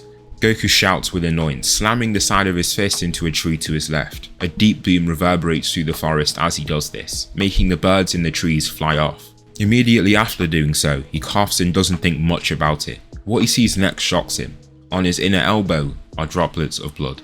Goku tries to put that behind him. It might be that heart virus Trunks was talking about. He just hopes that he will hold on until after this fight. His friends have trained, but they need him. He's the strongest and he should be the main warrior in this, so he wipes the blood away and powers on. The group huddle at the entrance, unable to open it. They wonder if that is even the way forward, just charging into an unknown place. Gero has the advantage, but standing around won't do anything. So Goku steps forward and lightly coughs while doing so. With a firm controlled Ki blast, the thick metal bends in, then falls off the hinges. The large door clatters as it hits the ground and the 2 androids are revealed. These are the ones Trunks had seen, Android 17 and 18, the twins. Upon seeing Goku, they waste no time. Every fiber in their bodies urge them to advance. So 18 blasts forward, grabbing Goku by his neck and flying forward. The sudden move took Goku off guard, but it's not impossible for him to deal with. He simply lets the android take him away. They soar through the skies, their clothes flowing wildly under the wind. A split second before they land, Goku twists so 18 is the first to hit the ground. She therefore takes the brunt of the slam and the Saiyan can take a few simple rolls to stay uninjured. The moment he stops, 18's left fist smashes into his tucked in arm. He's thrown into a skid, surprised at how much that punch hurt. 18's grab was unexpected, but certainly not powerful. He didn't get hurt at all, but his arm now lightly stings. 17 eagerly charges, whipping out his right fist. Goku slips, giving the punch nothing but air before throwing a perfect counter. His following punch is deep and dense and also throws the android back. While he skids back, Goku can already sense 18 approaching. Another right hand, he takes a big step back to evade. At first, it seems like Goku has this in the bag. Even with these 2 androids working at once to face him, he can hold them back. The 2 try to attack him from opposite sides. Surely one of their attacks have to land. Goku's eyes dart between them, his face still unfocused. He doesn't seem overwhelmed by this at all. 18's incoming attack is a tornado kick, while 17 drives up an uppercut. Goku snatches 17's approaching fist and uses it to pull himself out of harm's way. Pulling him forward, he throws him straight into 18's own kick. Some smiles break out on the spectators. Goku really is the best. He has not just physical strength, but exceptional skill. Goku lightly grins, clearly proud of his move. However, he breaks out into an intense and raspy cough. Droplets of blood spray out onto the ground. The androids smirk. This is their chance. They both explode off into action and Goku promptly lifts. Scanning them both the best he can, he sees 17 slightly closer and so focuses on him. A jab approaches and he gets ready to parry. The attack he expected never comes. 17 stops his hand just before landing.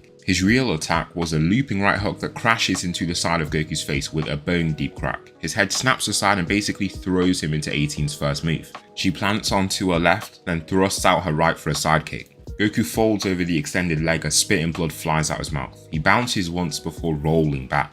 The fallen Saiyan's just as confused as those that watch. How has he gone from completely dominating to seemingly losing? Unable to accept this, Goku powers on and continues. His performance is even worse this time around. As the duo advance, he attempts to blind them with a ki blast. Instead of hitting them directly, the blast slams a few meters ahead of them. The explosion throws up a cloud of dust and smoke that shields him from view. However, in a flash, he can see the two androids bursting through the smoke cloud. Very fast. The right hand smashes into his face with a booming collision and another comes looping in from his right. He simply can't keep up. It's not looking good out there. If they don't step in, Goku is going to die. 17 drives in an uppercut to his solar plexus that drops him. He coughs out spit and blood, then feels his chest seize up. His diaphragm's been briefly paralysed, blocking air from entering his lungs. Wow, I didn't think it would be this easy, 17 comments, walking around Goku with pride. He simply relishes this moment. Jerome made killing Goku his only purpose. Now that it's so close, he floods with confidence and pride. Even more blood is coughed out an alarming amount. It's not looking good. Goku's face stays down and he doesn't even try raising. 17 raises a hand ready to strike him down. As soon as he swings down, a massive pulse of green ki throws them back.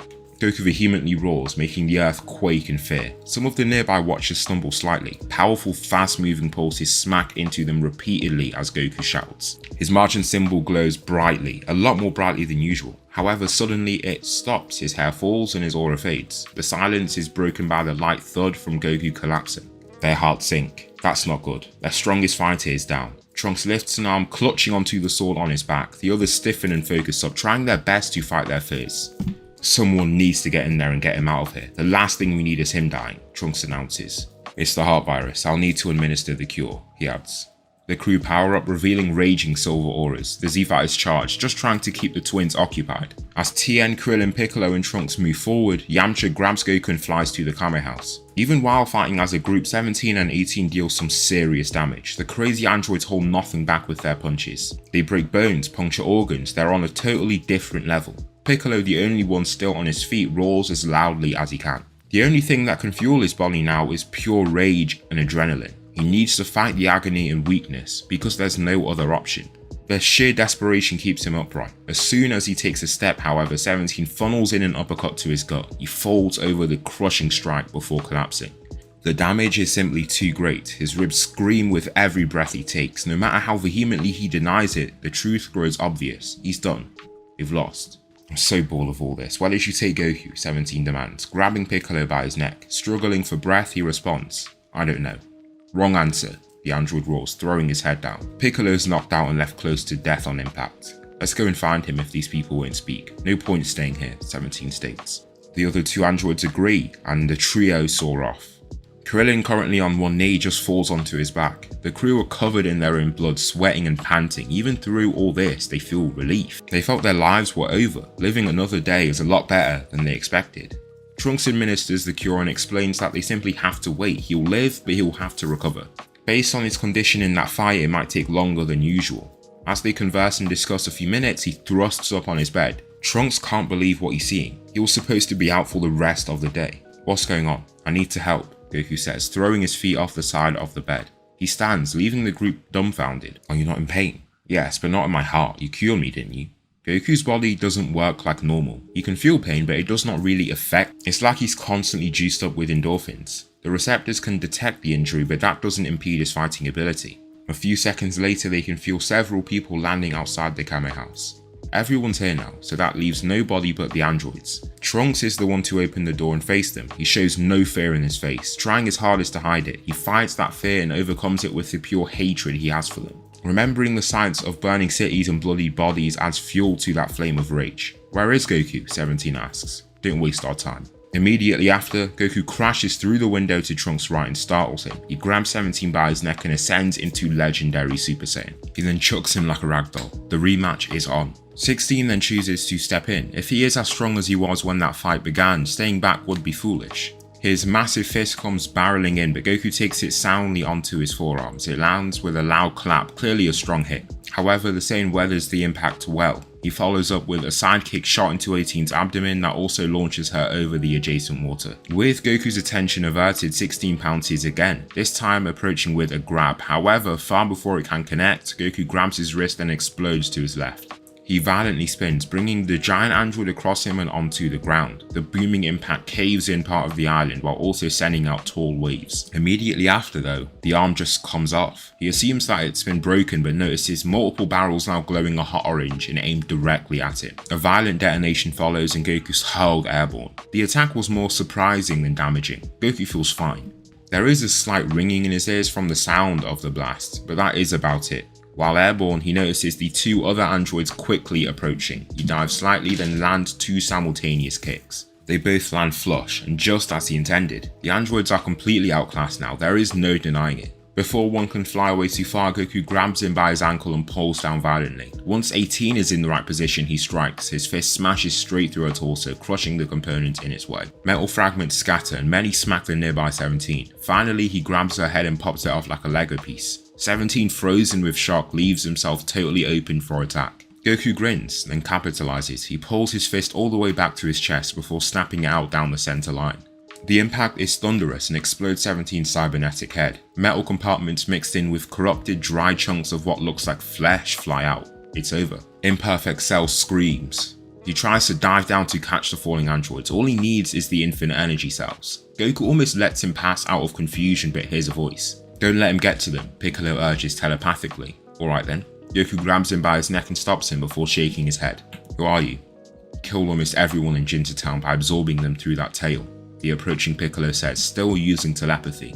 Is that right? He responds. He doesn't need to hear anymore. He rips out his voice box, then stuffs it down his mouth. Finally, he blasts through his head. Good riddance, Goku coldly states. Much to his shock, however, the head just appears again. Cell heals from that.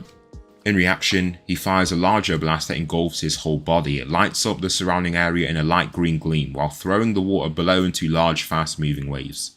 Nothing remains of Cell this time, and several seconds pass without any scent of regeneration. The ash slowly floats through the air, and Goku returns to his base. Jiro's plans have been foiled. Before anyone can rejoice though, they are thrown into a different terrain. They look around at each other frantically, unable to understand what's just happened. Ahead of them is a cracked open egg, and in front of that is this large pink being. They struggle to wrap their heads around what's happening. How did they even get here, and what is this thing? At first, many believe it's a dream. So much confusing stuff happened at once. I thank you, Goku. You and your father made this much easier for me than I would have ever imagined. The pink fighter jumps happily from side to side before batting his chest and belly. Take out your friends, Babidi states, lifting an arm. He doesn't seem to be talking to the being to his right. He's looking directly at them, his hand reached out. Goku's Majin symbol flares, but he looks unbothered. The previously calm Babidi starts to strain, trying harder to gain control of his mind. It doesn't work. He recoils as he stops pushing, then looks back down to his skinny arm. His magic doesn't seem to be working. He never chose to gain control of Bardock because he saw no need to. His only job was to accumulate as much energy from him as possible. It was his son that he focused more closely on. I mean, he's the reason Boo's broken out his cage. So he orders for Boo to attack instead. The pink fighter cackles almost maniacally and follows his order. He explodes into flight, giving everyone this shocked, terrified look. It's very fast. Goku's the first to take the brunt of the attack, a punch cleanly to the face. The connection sounds like an explosion, and just him falling back into Krillin knocks him out cold. Boo laughs once again, batting his chest like a child. Gohan rushes in, only to be swatted away. None of the fighters contain this beast. He smiles as he makes them bleed and break, clearly thrilled by this beatdown. Goku grabs its right arm and pushes as hard as he can. He ascends into Legendary Super Saiyan, and his Majin symbol even flares as he strains. At first, Boo easily pushes him back but slows. The force of resistance is increasing second by second. Overcome with adrenaline and anger, Goku roars at Boo. However, the pink fighter snaps back his arm and loops in a hook with his free arm to knock him down. He fought valiantly, but the strike knocks him out cold straight away. Boo lifts his eyes to see Tien in a wide-legged stance in his arms extended. Tri-beam, he shouts. A translucent golden beam of energy fires and hits Boo directly. Repeated blasts follow, that do seem to apply some pressure at first. However, Boo eventually starts walking against these rapid blasts. It doesn't look like he's slowing down either. Tien's blast then ceases. He's drawing on his life force and thus is hurting himself in the process. He drops and receives a straight right hand to the face that throws him up into the clouds. He parts them from how fast he moves and he's dead the moment he comes crashing back down. Through that gap in the clouds, the two figures come diving down. Their cloaks flow as they crash through the air. Boo recognizes them once they're close enough. The Kais, Shin and Kibito. They simultaneously hit him in his rotund belly. The two fight as hard as they can as the last line of force. It's futile. Boo is just so much stronger than them. He's been playing with them recently, but everyone behind them is dead besides Goku. A true bloodbath. Kibito, currently on his hands and knees, is grabbed by his neck and viciously slammed. Cracks spread and the ground quakes under the heavy force. Kibito is killed. Shin, panting, strugglingly raises a hand. A small blast grows in his hand. His last-ditch effort at resistance. However, Boo easily knocks it away before striking with the other arm. He collapses immediately and is close to death. Good Boo, very good job, Abedi calls out before walking over to Goku. He's just returned to consciousness and throws himself straight back into Legendary Super Saiyan. If he doesn't, he'll be dead quick. He strugglingly races onto his hands and knees, still overcome by his injuries. Even for his insanely durable body, he's hurt. I mean, the fact he's still alive is a miracle. You should have just bended to my control, Goku. Now look at how things have ended. So sad. Boo, get it, he shouts. Boo refuses, and Babadi's eye twitches with his refusal. Count your days, Goku, the magician says, before flying off. Free from Boo's terror, he just falls onto his back, panting. This is bad. Really bad. He slowly flies off, arriving at Capsule Corp. He basically collapses upon arrival and Bulma takes him in. He reveals what's happened and how everyone is dead. They decide to acquire the Dragon Balls and bring everyone back. Upon doing so, they congregate at the lookout. This is not good. Piccolo, now the nameless Namekian, reveals while looking off the lookout. We've just used the Dragon Balls too, so we have to wait another year for a wish, Krillin adds. Not necessarily, we have the ones back on Namek. If it comes to that, we could always head back there. That gives us some leeway. I fear that no matter what we do to resist, many lives will be lost, he reveals. What do you think we should do? There, that chamber, Goku's been in it before. 1 day passes out here and 1 year passes in there. That will give us ample time to train and grow quick enough to catch up. Who's going in first? Or is it? Vegeta asks. Looks like he's going in first. He heads in there with his future son and makes some good progress. Vegeta steps out, confidently looking out to the distance.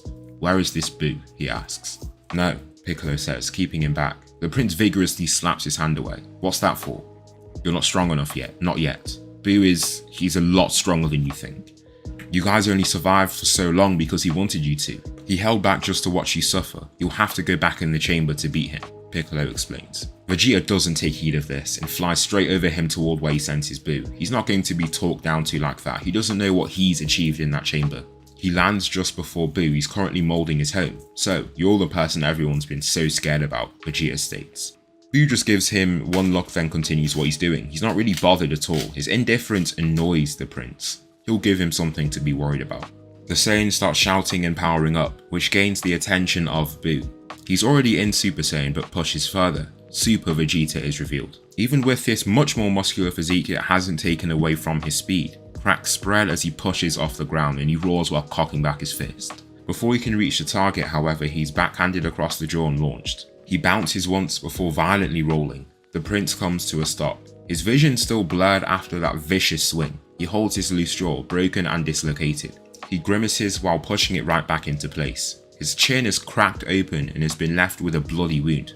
Vegeta, in a fit of rage, explodes up to his feet and fires his Big Bang attack. Even that doesn't do much at all.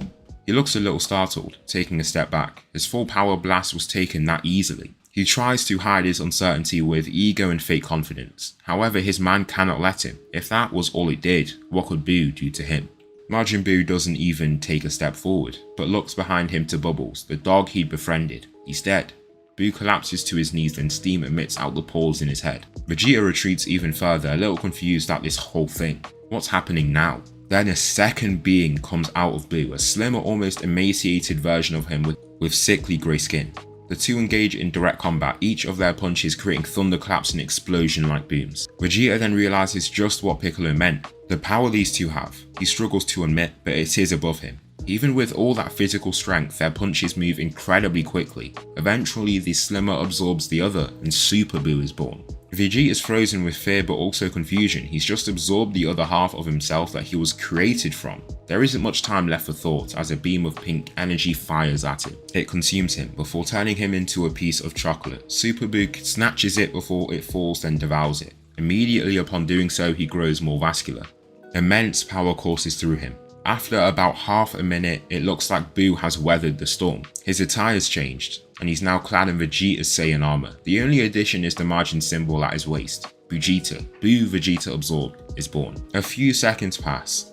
Then he notices an approaching golden light, Future Trunks, currently in Super Saiyan Grade 2. Instead of just crashing into him, he notices what he's wearing and stops just short. He furrows his eyebrows, still breathing heavily from his fast flight.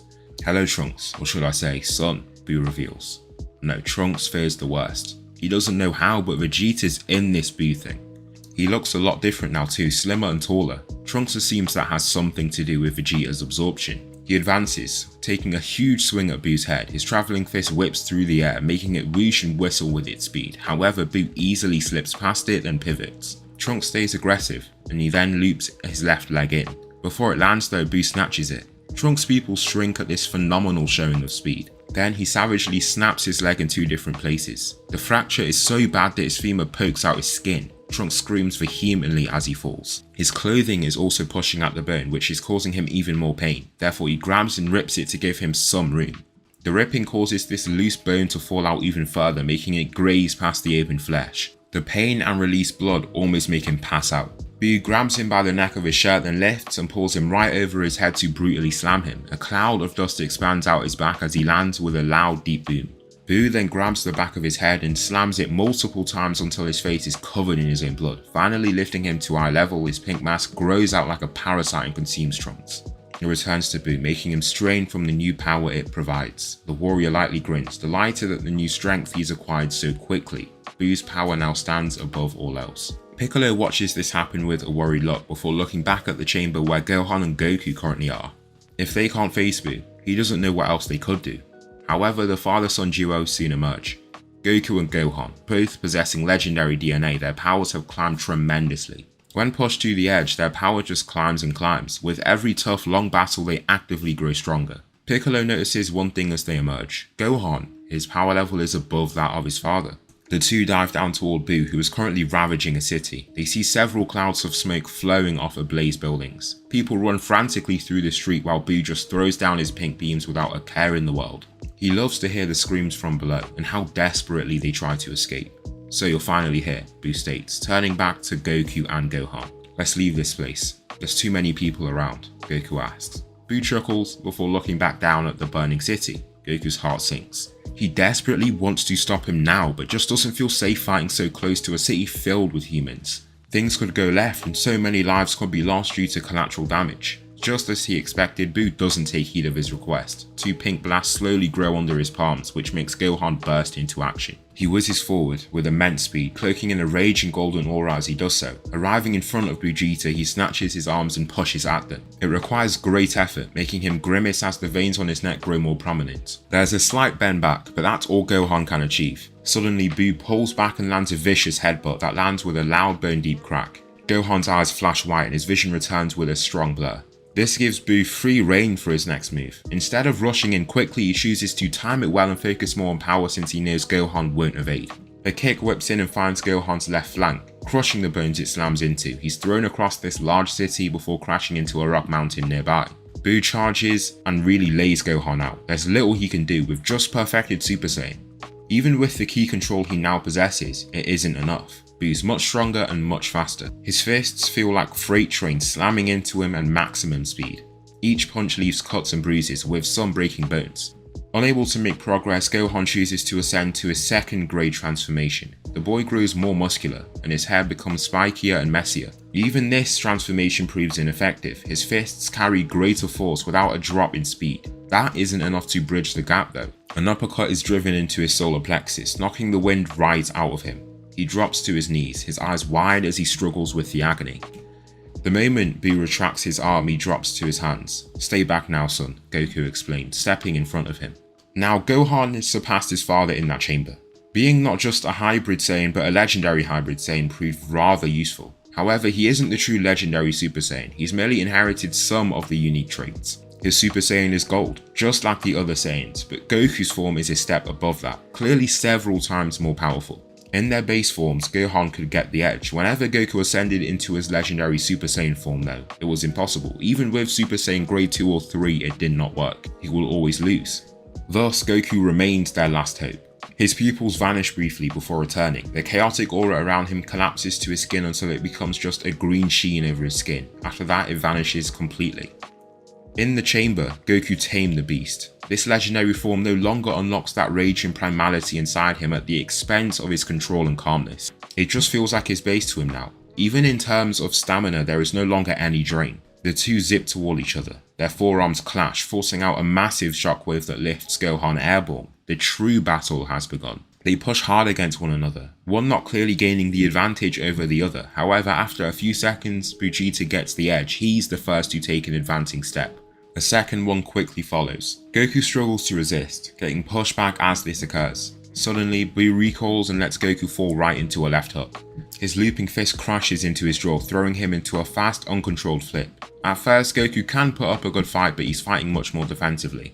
Each of Buu's punches are faster and stronger. Alongside that is Vegeta's fighting ability. Goku can't gain the edge in that regard either. As the fight rages on though, his body grows, reaches its limit, then goes beyond. The two clash, pushing against each other as hard as they can. Grinning arrogantly, Buuhan ends up pushing back several steps. However, as he goes in for another, it's like he's pushing against a brick wall. Goku simply doesn't move back. The two remain in place for over 15 seconds, pushing as hard as they can. It seems that somehow Goku has grown to match his opponent.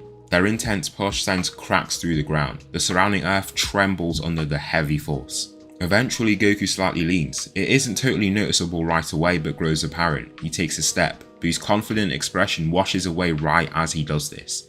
How could this be happening? How is Goku pushing Buu back? Once he takes this step, his pupils burst. What follows is a vehement roar, that of a raging predator. His muscles bulge and enlarge, and his explosive aura returns. The first pulse of ki throws Vegeta back and even throws him off his feet. Bouncing once, he throws himself back onto his feet, only to get hit with another that throws him into a slide. The clouds group together, and the sky darkens. A fast, silent zip of lightning crashes into a nearby mountain and is followed by a deep, disgruntled rumble. Goku's muscles enlarge even more, giving him this monstrous look. His veins are incredibly prominent as his large muscles push them to the surface. Goku leaves his opponent totally frozen with his advance. All it takes is a single stride to arrive by his side. Zipping to Buu's right, he grabs his neck in the process before driving him through the ground. A large trail of broken rock and debris follow, then Goku aims up and throws him like a ragdoll. In a flash, he appears above him, his arms lifted and his hands together. The double axe handle lands with a devastating booming impact. Terrified, Buu shoots out a pink blast just to keep Goku away. The burly Saiyan moves like a dancer, elegantly slipping past it while continuing his descent. His fist crashes into Buu's abdomen, with such force a crater is formed. He also punches a hole in him, not to say that matters much as Buu heals. The beatdown continues, Goku's rage commanding his every move. He truly moves like a bloodlusted, hungry predator desperate to take down his prey. Vegeta can only run away and try his best to evade. Nothing he throws is of use. Goku just throws him around like a ragdoll. He's as light as a paperweight to him. Gohan from a distance wonders if he should stop Goku. If he doesn't, the people that Buu absorbs will die as well, Vegeta and Trunks. However, he wonders if he can. Goku doesn't seem like he'll listen to anyone right now. Maybe the best course of action is to let him do what he needs to, then fix things once it's over. Goku punches Buu cleanly in his head, turning it into fragments of pink mass. Then, placing two hands forward, he fires a massive energy wave at point blank range. He moves too quick for Buu to evade. The blast crashes into him before totally consuming him and turning his body into a cloud of hot ash. Buu cannot come back from this. The green energy wave shoots off into distant space, and nothing is left of Buu. He has been defeated. As Goku's opponent is dead, the motivator for this state is gone too. His eyes return and his muscles slowly return to their normal size. His hair droops back to its ordinary style and he reverts to his base. The form took a lot of energy. Goku immediately drops to a knee, however he is mostly fine. The job is done. Goku has defeated Buu to bring peace back to Earth. Will this peace be long-lived, or is there a new threat waiting to emerge? Nearly 10 years of peace pass. Babidi activated Buu a lot earlier than he expected due to siphoning power from Goku. His training has not ceased, however. In this time, Goku progresses a great deal. He attains legendary Super Saiyan 3, an insanely powerful form, that relies on the pinnacle of normal Saiyan power. He goes totally berserk while in this state though. For the others like Vegeta and the kids, they don't get as angry and mindless as him. His legendary forms have a special trait of increasing his rage that works to increase his strength. The gap between legendary Super Saiyan 3 and Super Saiyan 3 is much larger than between legendary Super Saiyan and Super Saiyan, for example. His legendary forms just scale way faster. Beerus meets the Saiyans on Earth and demands the Super Saiyan God. They aren't too sure what he's referring to, but gain the knowledge from Shenron. Goku acts as the main Saiyan in this ritual. He's going to transcend the barriers of mortality and enter the domain of the gods. His aura turns to a beautiful pink along with his hair. Beerus tilts slightly, a little different to what he saw in his dream. Goku's Majin symbol flares pink. The two ascend into the skies, their eyes not moving off each other. Beerus grins at this mortal's newfound focus. Good to see he's taking the fight seriously. Maybe his planet won't get destroyed today.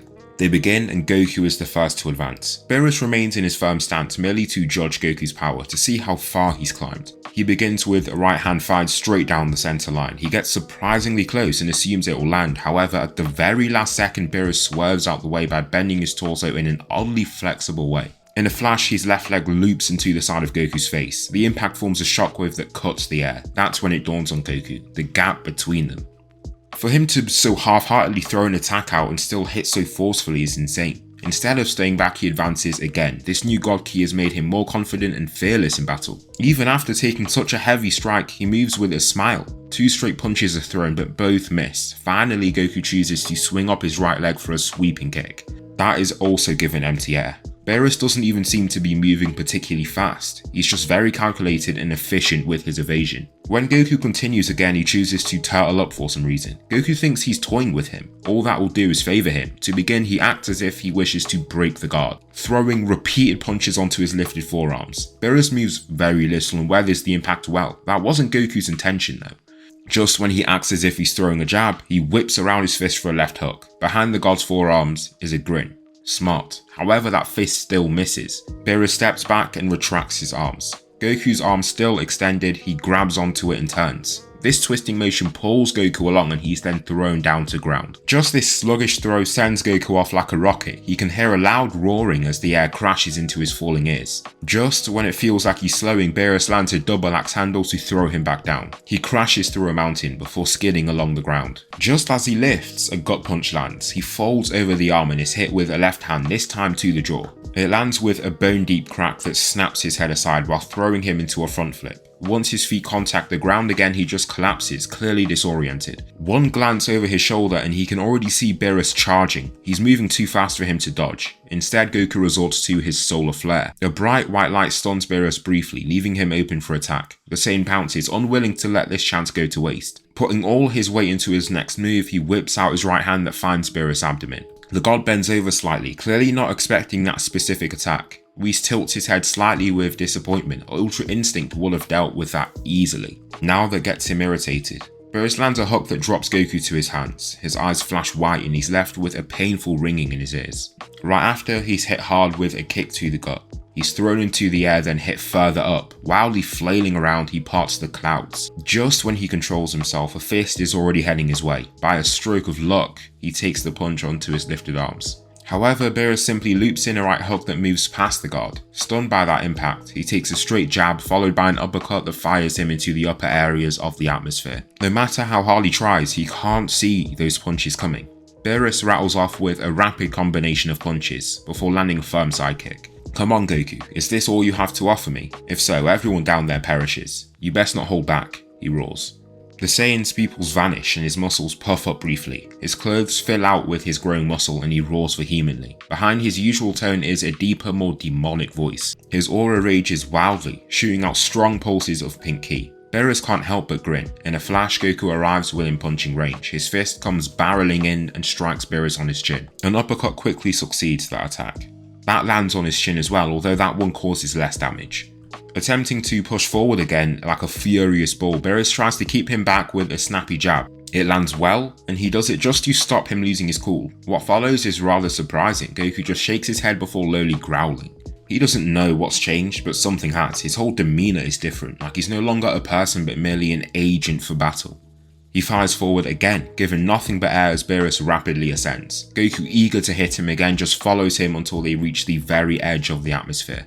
The air has grown thin, and that draws Goku to a halt. Even in this berserk state, he can feel the weakness befall him. Beerus tests him. Lifting a hand, a dark purple ball of ki grows. It sends out waves of ki that send Goku's clothes into a wild billow. He doesn't retreat but merely prepares.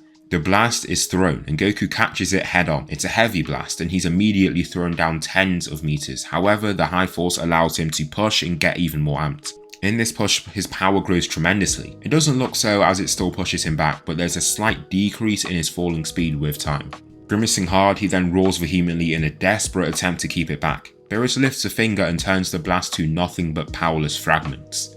Don't worry, Saiyan. That was merely to test you, he explains. He's cut off by Goku, who charges at him without a second thought. Beerus merely taps him on his neck, taking him out. Beerus is impressed. He pushed him further than he expected. The fight might not have been as interesting in terms of pushing him to his limits. However, it was entertaining to see Goku's fighting style and his growing power. Even before he lost control, he could feel his punches getting harder and faster as they fought. After, Goku falls under Whis' wing, with Vegeta tagging along as well. They attain God Ki together in the next transformation, Super Saiyan Blue. Goku's is a hint different, a much brighter blue colour, almost like a clear summer sky. Frieza attacks Earth, but Goku and Vegeta arrive before things go haywire. Gohan saved by his father, who sweeps in and knocks away an incoming energy beam. The rematch is upon them. The Emperor versus the last prince of Vegeta. Goku sees no need to transform, not after the progress he's made. Vegeta will never admit it, but the gap between them has only increased. Goku's DNA is of a legendary nature. He is the true Saiyan of legend, and that puts him above any ordinary Saiyan. His S-cell count is extremely large thanks to his pure nature, but his very genes are far more tailored for growth in fighting. The two warriors charge at one another. Goku smiles after their first stride. He can already see the gap between them. They started more than 10 meters apart, but Frieza can only take 2 strides before Goku is within range. He snaps out his tail, desperate to keep Goku back. However, he gracefully jumps while tucking in his legs to let it zip below. While airborne, he twists and throws out his right leg that finds Frieza's jaw. While airborne, he throws out his right leg that finds Frieza's jaw. The strike throws him into a fast skid and Goku chases right after him. Leaping into the air, he darts down to land a downward punch. Just before he lands though, Frieza rolls out of harm's way. He just about gets out of harm's way and forces Goku to hit the earth. The impact is truly shocking. Cracks spread through the surrounding terrain. Still overcome by shock, he eats a punch to the face followed by an uppercut right onto his solar plexus. The hit knocks the wind out of him completely while dropping him to his knees. He coughs out blood. Goku chooses to circle him. You won't stand a chance now, Frieza. You think while you've been dead all this time you've been loitering around doing nothing? No, we love to fight as Saiyans. We've been training, non-stop. Did you really think you can match us? Goku asks in his walk. Frieza just screams, unleashing his new power. Goku slides from the gust of wind then squints. What is he up to? He slowly stands, now in his golden form. Goku looks a little more concerned after seeing this. This might be interesting. Frieza charges while Goku envelops in a cool green aura. His fist comes hurtling in, but Goku slips, crouching and watching it fly past his head. That leaves Frieza's abdomen totally open and he pounces. His fist smashes into Frieza's right flank and he loops a left hook over his extended arm right after. Frieza falls back before falling due to disorientation. The power behind that hit was, Frieza just can't understand it. After all this training, after using this new state, it still didn't work. Goku is still overpowering him. He tries to catch Goku off guard with a death beam. Goku instead takes it onto his forearm. It pierces deeply, but nowhere near enough to reach his torso. Frieza smirks. He still did some serious damage. That arm won't be usable. However, Goku shakes off the arm unconcerned. He didn't even grimace as the beam landed. Frieza charges the moment Goku looks down to his arm, eager to use this chance. His fist cracks across Goku's jaw that turns slightly. He throws another, only for Goku to grab him by the wrist. He lightly shakes his head. Too slow, Goku taunts, before tugging. He pulls Frieza's shoulder straight out its socket and also tears almost every ligament there too. Frieza roars in pain as his arm flops to his side. Now that arm is truly unusable. Goku shoots down a right hand to his gut, then an uppercut onto his chin. That final hit takes the strength out of Frieza completely, making him collapse. Once he turns, trying to raise again, Goku grabs his tail then swings him overhead to brutally slam him. Frieza is totally frozen, overwhelmed by the pain. He spits out bubbling blood, almost unable to do just that. Goku puts a hand to his chest and takes aim. A straight blast through his torso kills him. Frieza can't come back from that. The threat has been soundly dealt with. Goku and Vegeta enter the Tournament of Destroyers to face Champ's strongest. Frost manages to get the win over Goku because of his illegal poison use. Universe 7 immediately sensed something is up. That fighter should not have been able to beat him. They can sense Ki. The signature simply isn't on Goku's level. Yes, he didn't transform, but he wouldn't have needed to anyway. Vegeta follows up and finishes off that fight very quickly. He spends more time on his fight with Cabba though. He starts off light and focuses more on pushing Cabba to his limit.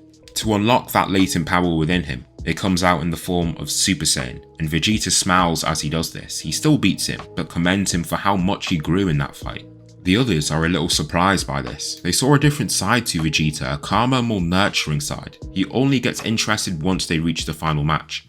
Here he faces Hit, the strongest of Universe 6, their most deadly assassin. Vegeta falls into a slight crouch and dons his fighting stance. Hit doesn't move, standing totally upright with his arms behind his back. The Saiyan advances. The final match has begun. He begins with a right hand that hits nothing but air. Since Hit moved to his right, he tries to throw in a left hook. He'd basically be walking into the attack if it lands. Hit elegantly flips right over it to arrive behind him. How annoying. He carries on briefly but realizes his base form will not suffice. So he continues in Super Saiyan 2. He seems a lot more impressive after this immediate boost. Goku motivated him to train extremely hard, but their sparring matches also help him grow more. He's been pushed to the edge constantly, and in the face of a much stronger opponent, his body attempts to give him the power to win. Regardless, his attacks don't land, or if they do, it's onto a block. Wasting no more time, he tenses and ascends into Super Saiyan Blue. He charges, his aura raging wildly behind him. Hit doesn't seem at all fazed. Seeing him not move, Vegeta takes the opportunity to attack. Whipping in a fist, in almost an instant, Hit arrives beside him and lands a hit squarely onto his chest. He furrows his eyebrows, shocked at this movement, if he could even call it that. It looked more like he teleported. He receives a straight punch quickly after, but manages to block the third. That third attack seemed a lot slower than his previous one. How did he just become so much faster like that? He swings in a kick only to feel a fist crashing into the side of his jaw. Vegeta is thrown to the ring's edge and digs his fingers through the stone to slow himself. Hit continues using this odd teleportation technique, puzzling many of the spectators. Goku though figures out what's going on. He doesn't try helping Vegeta immediately. He knows he probably wouldn't appreciate that. Being helped toward a victory makes it feel fake and undeserved for the prince. He knows he'll want to figure it out on his own. Vegeta's struggling. The injuries are piling on, and no matter how much he tries to track Hit, it doesn't work. Eventually, he sees Hit vanish, but something weird happens. He almost instinctively imagines a punch coming from his right. That's exactly what happens. Hit throws a right hand toward him from that direction. He slips under the attack before exploding up and driving his fist into Hit's chest. His punch sends him skinning along the arena. The moment he stops, Vegeta is already within punching range. The first punch misses, but he connects with an air-cutting strike. The hit is blocked but throws Hit back slightly. Vegeta knows a teleportation technique is coming. Now his task is to figure out where he's going to go. So he charges blindly, simply waiting for Hit. Just as he predicted, he vanishes. The micro movements he made just beforehand give it away. He's going to Vegeta's left. Glancing there, he can see an approaching leg and slides to his right. Hit's lifted leg fires up and gets extremely close. The surrounding air throws Vegeta's hair into a flutter. This is his chance though. He's not wasting time. Vegeta aims both hands forward and from point blank range unleashes his Big Bang attack. The massive blue blast smashes into Hit and turns the arena into a blinding light. Once the light dims, Hit's shown again at the ring's edge, badly hurt. His still expression has been succeeded by one of anger and annoyance. He's finally getting serious. Using his time skip, he arrives within range almost instantly. A left hand comes rocketing in, but Vegeta slips past it. Giving it nothing but air, he moves to his right and leaps in a right hook. Hit, now leading forward, almost falls into Vegeta's following left hook.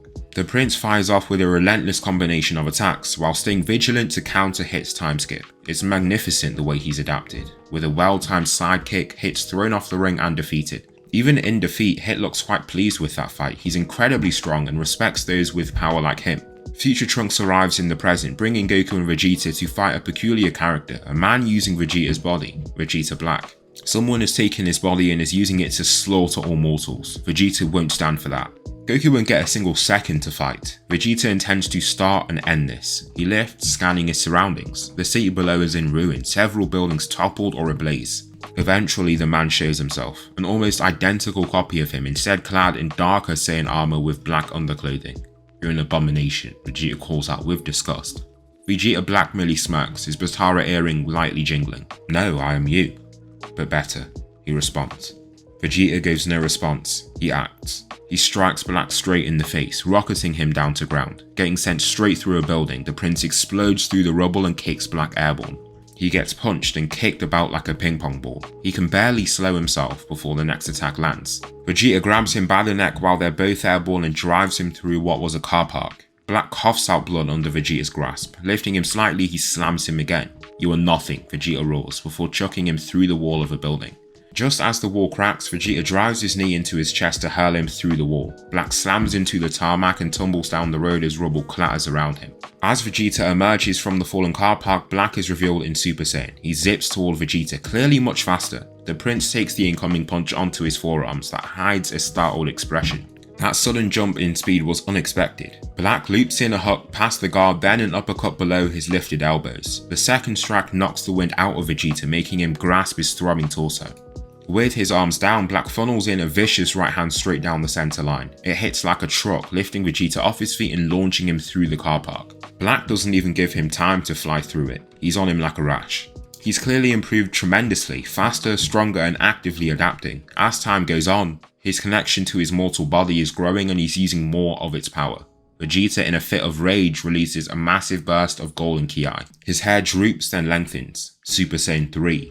A single punch incapacitates Black. The shockwave release sounds like a bomb going off. He whips in a left hook after to hurl him back down to ground. Vegeta likes boosting his ego beating around this fighter, however looking at his own face on this man just irks him. The situation runs through his mind again and simply disgusts him. Wasting no more time, a big bang attack from so close is all he needs. Black is dead and gone. Good riddance. Goku has grown to be friends with Zeno and asks for a tournament between all the universes. At first, Beerus is okay with it, but when the Omni King adds that any losing universe will be erased, he gulps. Giving Goku a death stare, he also looks a little scared. I mean, he wasn't asking for that as well. Regardless, whatever Zeno says goes, so that's what they'll be doing. The Tournament of Power comes around. Universe 7 immediately look like the most alarming group. After their performance against Universe 6 seen on GodTube and Goku making a mockery of Toppo in the preliminaries, it's evident that they're at the top. They'll be the biggest threat. All the universes ask, what answer do they have to Goku?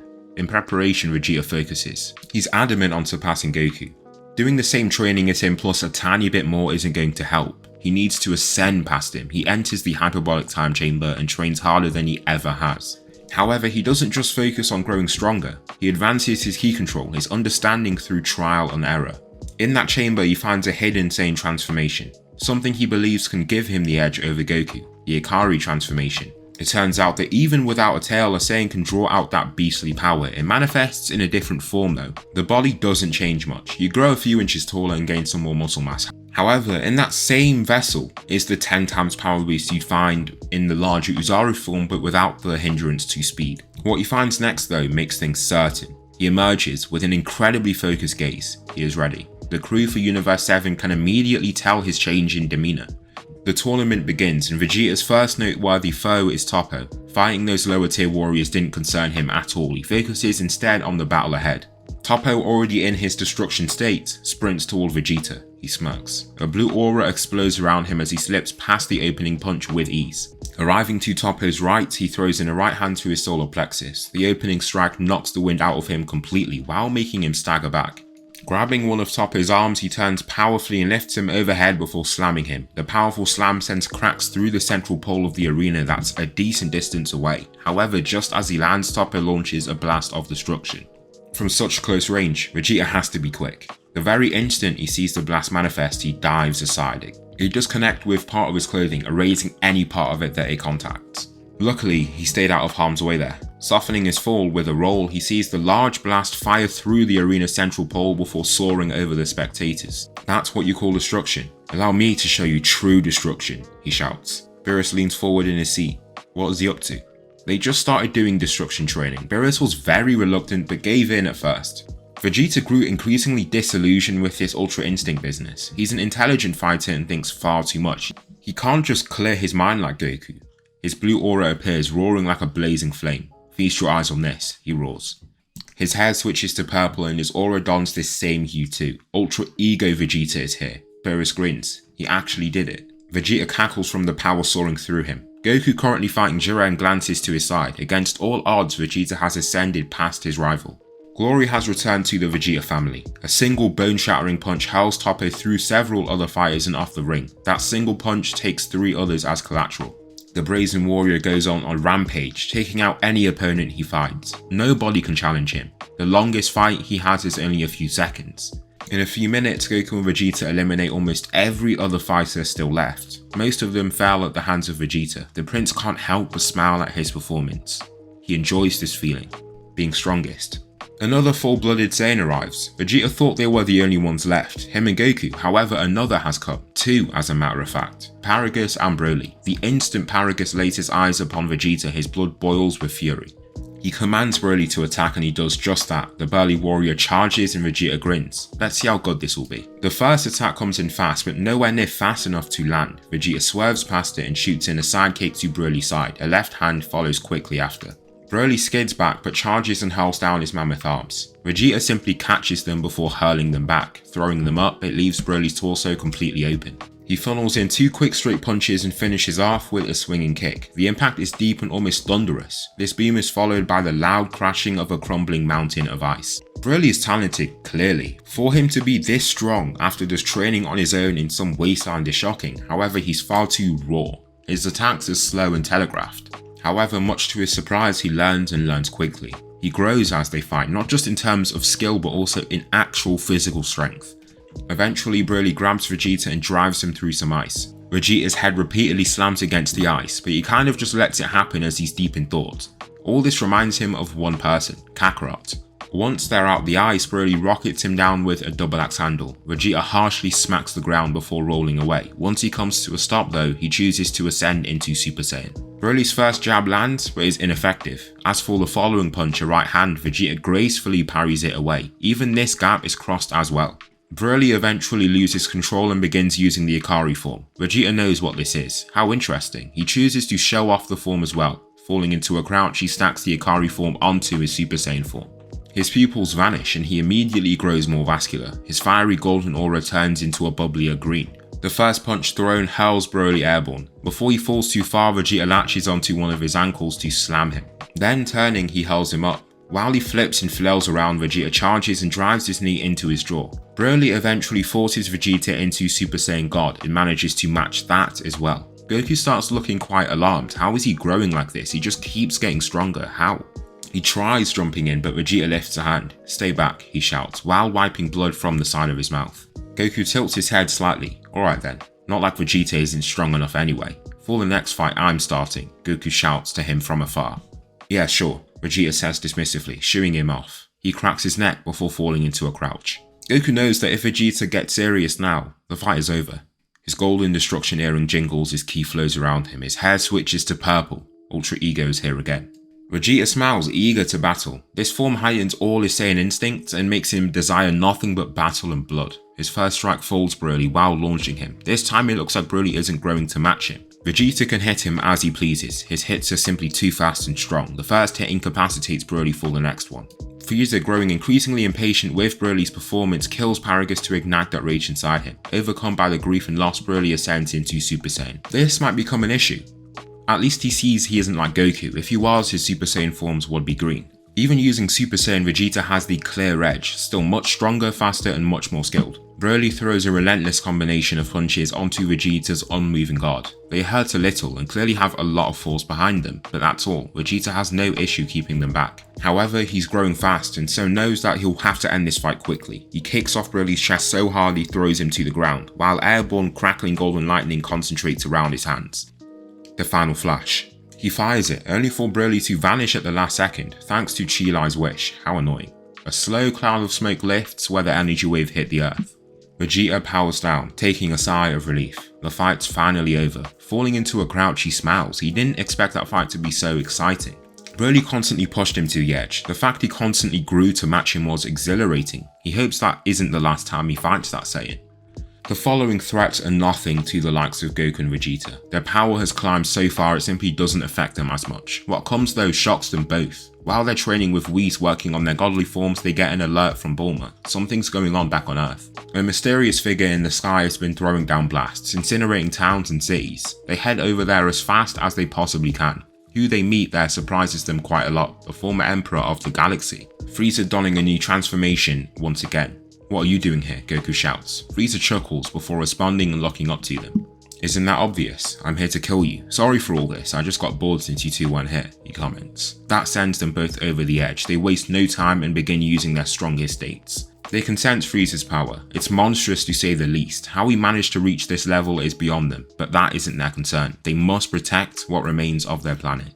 Vegeta reveals Ultra Ego to Frieza while Goku tries something else. While training with Whis, he noticed that Goku's battle instincts conflicted with Ultra Instinct. He progressed, but clearly had to change his fighting style quite drastically. When he unlocked Ultra Instinct in the form of Ultra Instinct Omen, something surprising happened. He was actually stronger than when he relied on the complete version of Ultra Instinct, because it allowed him to rely on his true Saiyan instincts to be at his best. His pupils and irises vanish while his muscles enlarge. True Ultra Instinct. Though two warriors charge, Frieza merely grins at their advance. Goku lands a firm jab that shoots out a fast, sharp wave of air. Vegeta comes rocketing in with a right kick, but Frieza falls back and evades it. As Vegeta brings his leg over, Frieza latches onto it. In reaction, the prince goes to tug at his leg. It doesn't move. The Emperor's grip is incredibly strong and holds him in place. Twisting and diving, Frieza slams Vegeta into this ablaze city. Goku rushes down, alarmed. Zipping down, he arrives at Frieza's side the very moment he lands. This time he throws a right hand. Before his travelling fist can make contact, Frieza grabs Goku by the neck. Vegeta is currently on the ground, bleeding out the mouth and also held down by Frieza's foot. Both Saiyans try to push Frieza off them, to no avail. He's grown tremendously strong. Goku's quite surprised too. This form has a significant percentage of Ultra Instinct. Not the perfect version, but a large amount. How could Frieza just reach and grab him? Goku barely even felt his body shift. The movement was so quick, he couldn't even evade. If this is the best you two can do, then I'm afraid to say you're in grave danger, Frieza announces. Lifting Goku slightly, he shoots in a sidekick. It lands cleanly onto Goku's gut and knocks the wind right out of him. He folds over the lifted leg before collapsing and wreathing in agony. Frieza slowly pushes down on Vegeta's chest. Cracks beneath him spread. Vegeta grabs onto his leg trying to push him off, but he simply can't. Frieza doesn't even budge. This is not good. So that will conclude What If Goku Was Legendary and Half Majin. Please tell me something you liked about this What If or something that I should improve on for the next one. I just wanted to announce that my original novel is going through its first draft. I've got about 15,000 words done, but I think I want to get to about 30,000 before I start uploading it on this channel. Of course, I'm going to proofread and stuff like that to make sure it's a good enough quality for you guys. Please tell me something you liked about this for What If or something that I should improve on for the next one. Thanks so much for watching and I'll see you in the next video.